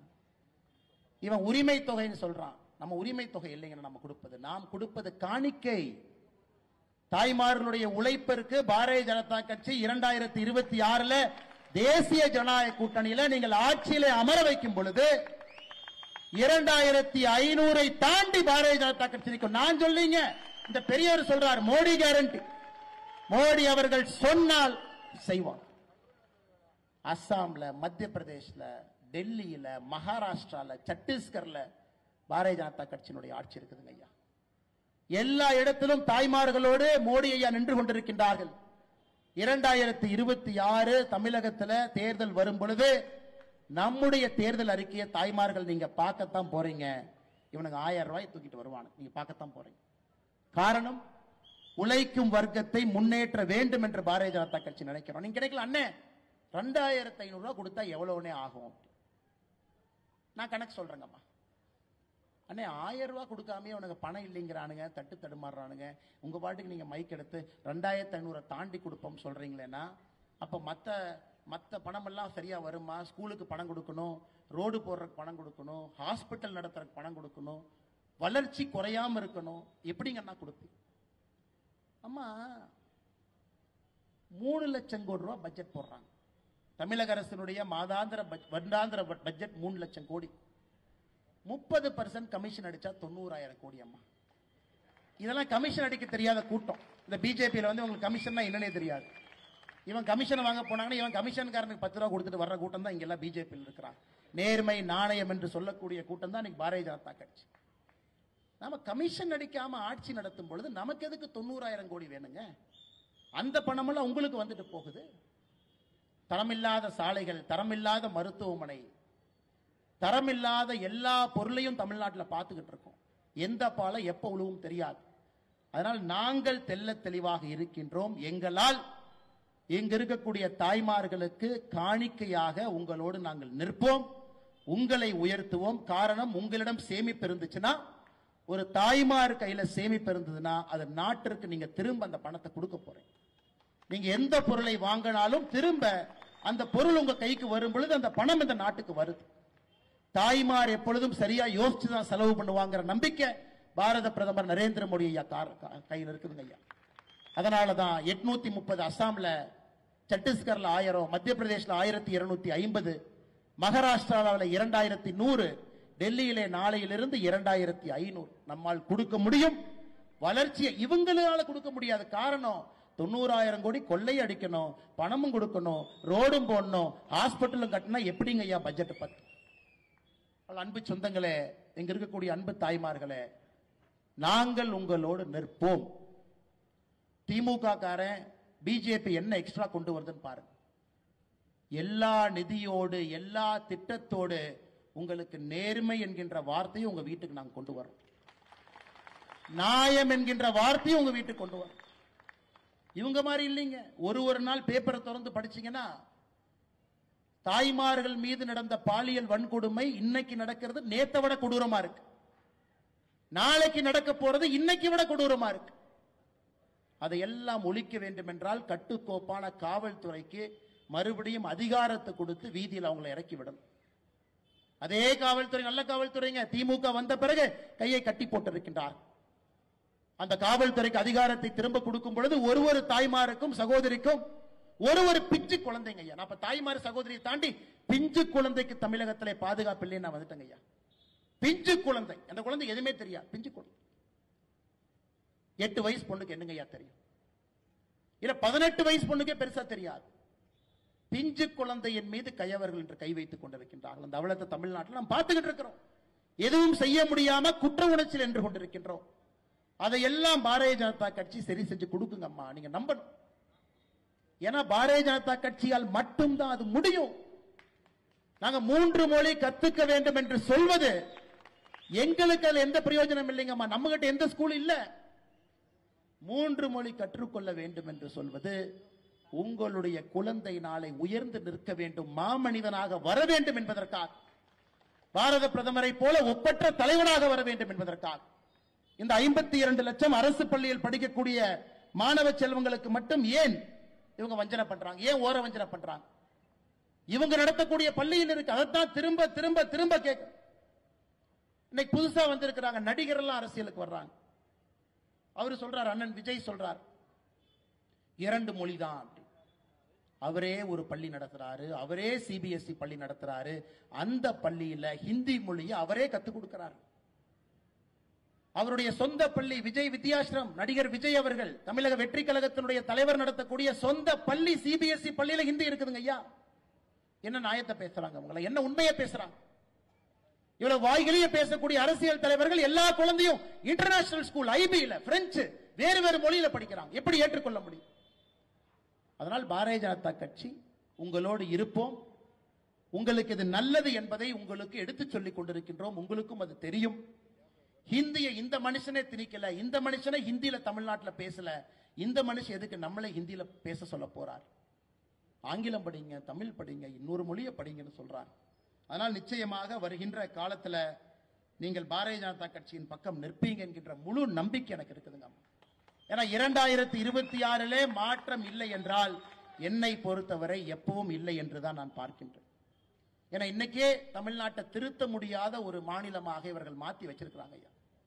சாராயம் காட்டாற்று வெள்ளம் போல் ஓடிக்கொண்டிருக்கிறது. சட்டம் ஒழுங்கு சீர்கெட்டு நிற்கிறது. ஒரு பிஞ்சு குழந்தைக்கு இந்த மாநிலத்திலே பாதுகாப்பு இல்லை. இன்னும் 5 வருஷம் ஆச்சுன்னா யோசிச்சு பாருங்க. 5 வருஷம் ஆச்சுன்னா யோசிச்சு பாருங்க.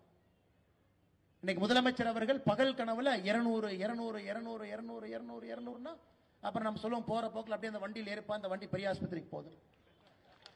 அப்படிதான் முதலமைச்சர் சொல்லிட்டு இருக்காங்க 200 200 200 200 200. எப்படி மக்கள் 200 கொடுப்பாங்க? எப்படி கொடுப்பாங்க ஐயா? எப்படி 200 கொடுப்பாங்க? இவ்வளவு மோசமான ஒரு ஆட்சி, யாருக்கும் எந்த பிரயோஜனம் இல்லாத ஆட்சி, எந்தவித வளர்ச்சி திட்டமும் இல்லாத ஆட்சி, யாருக்கும் பாதுகாப்பு இல்லாத ஒரு ஆட்சியில எப்படி 200 மக்கள் கொடுப்பாங்க? 200னா 200 சீட்டுங்களாமா? அன்பு சொந்தங்களே, இந்த வரலாற்று சிறப்பு மிக்க கரூர் பொதுக்கூட்டத்தில் இங்கே பங்கேற்றுக் கொண்டிருக்கக்கூடிய எல்லா அன்பு சொந்தங்களுக்கும் இந்த நேரத்தில் என்னுடைய நெஞ்சார்ந்த நன்றிகளை தெரிவித்துக் கொள்கின்றேன். திராவிட முன்னேற்ற கழகத்தினுடைய அன்பு சொந்தங்களுக்கு சொல்லிக்கிறேன், உங்கள் குழந்தையும் 3 மொழி படிக்க வைங்க. தயவு செஞ்சு நீங்க அரசியல் கரவேட்டி கட்டுறதுக்காக உங்க குழந்தையினுடைய வாழ்க்கையை பால்படுத்திடாதீங்க. நாளைக்கு வந்து என்ன டாடி இப்படி பண்ணிட்டேன்னு கேட்பாங்க. என்னப்பா இந்த மாதிரி பண்ணிட்டேன், ஏன்னா இந்த மாதிரி பண்ணிட்டேன். உங்கள் குழந்தையை படிக்க வைப்பதற்கு வாய்ப்பு இருக்கும் பொழுது படிக்க வைங்க. நன்றாக வர வேண்டும். நாம தான் கை கட்டி போஸ்ட் ஒட்டுற ஒரு காலகட்டமாக மாறி இருக்கின்றோம். குழந்தைகள் கம்பீரமாக வருங்காலத்தில் பாரதிய ஜனதா கட்சியினுடைய ஆளுமை மிகுந்த தலைவர்களாக, பிரதமர்களாக, முதலமைச்சர்களாக உங்கள் குழந்தை வர வேண்டும் என்று நினைக்கின்றோம். இந்த நாட்டை ஆள வேண்டும் என்று நினைக்கின்றோம். எங்களுக்கு இதுல எந்த விதமான சுயலாபம் இல்லைங்கம்மா. உங்களுடைய குழந்தை நன்றாக இருக்க வேண்டும் என்பதற்காகத்தான் இவ்வளவு ஆக்ரோஷமா பேச, இவ்வளவு பொய்யை பேசிக் கொண்டிருக்கின்றார்.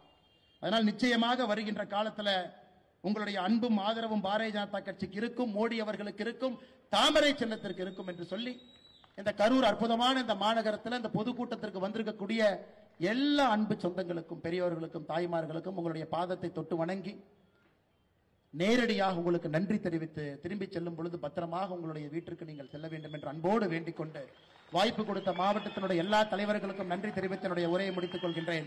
நன்றி, வணக்கம். பாரத் மாதா கி, பாரத அன்னையின் புகழ். பாரத் மாதா கி, பாரத அன்னையின் புகழ்.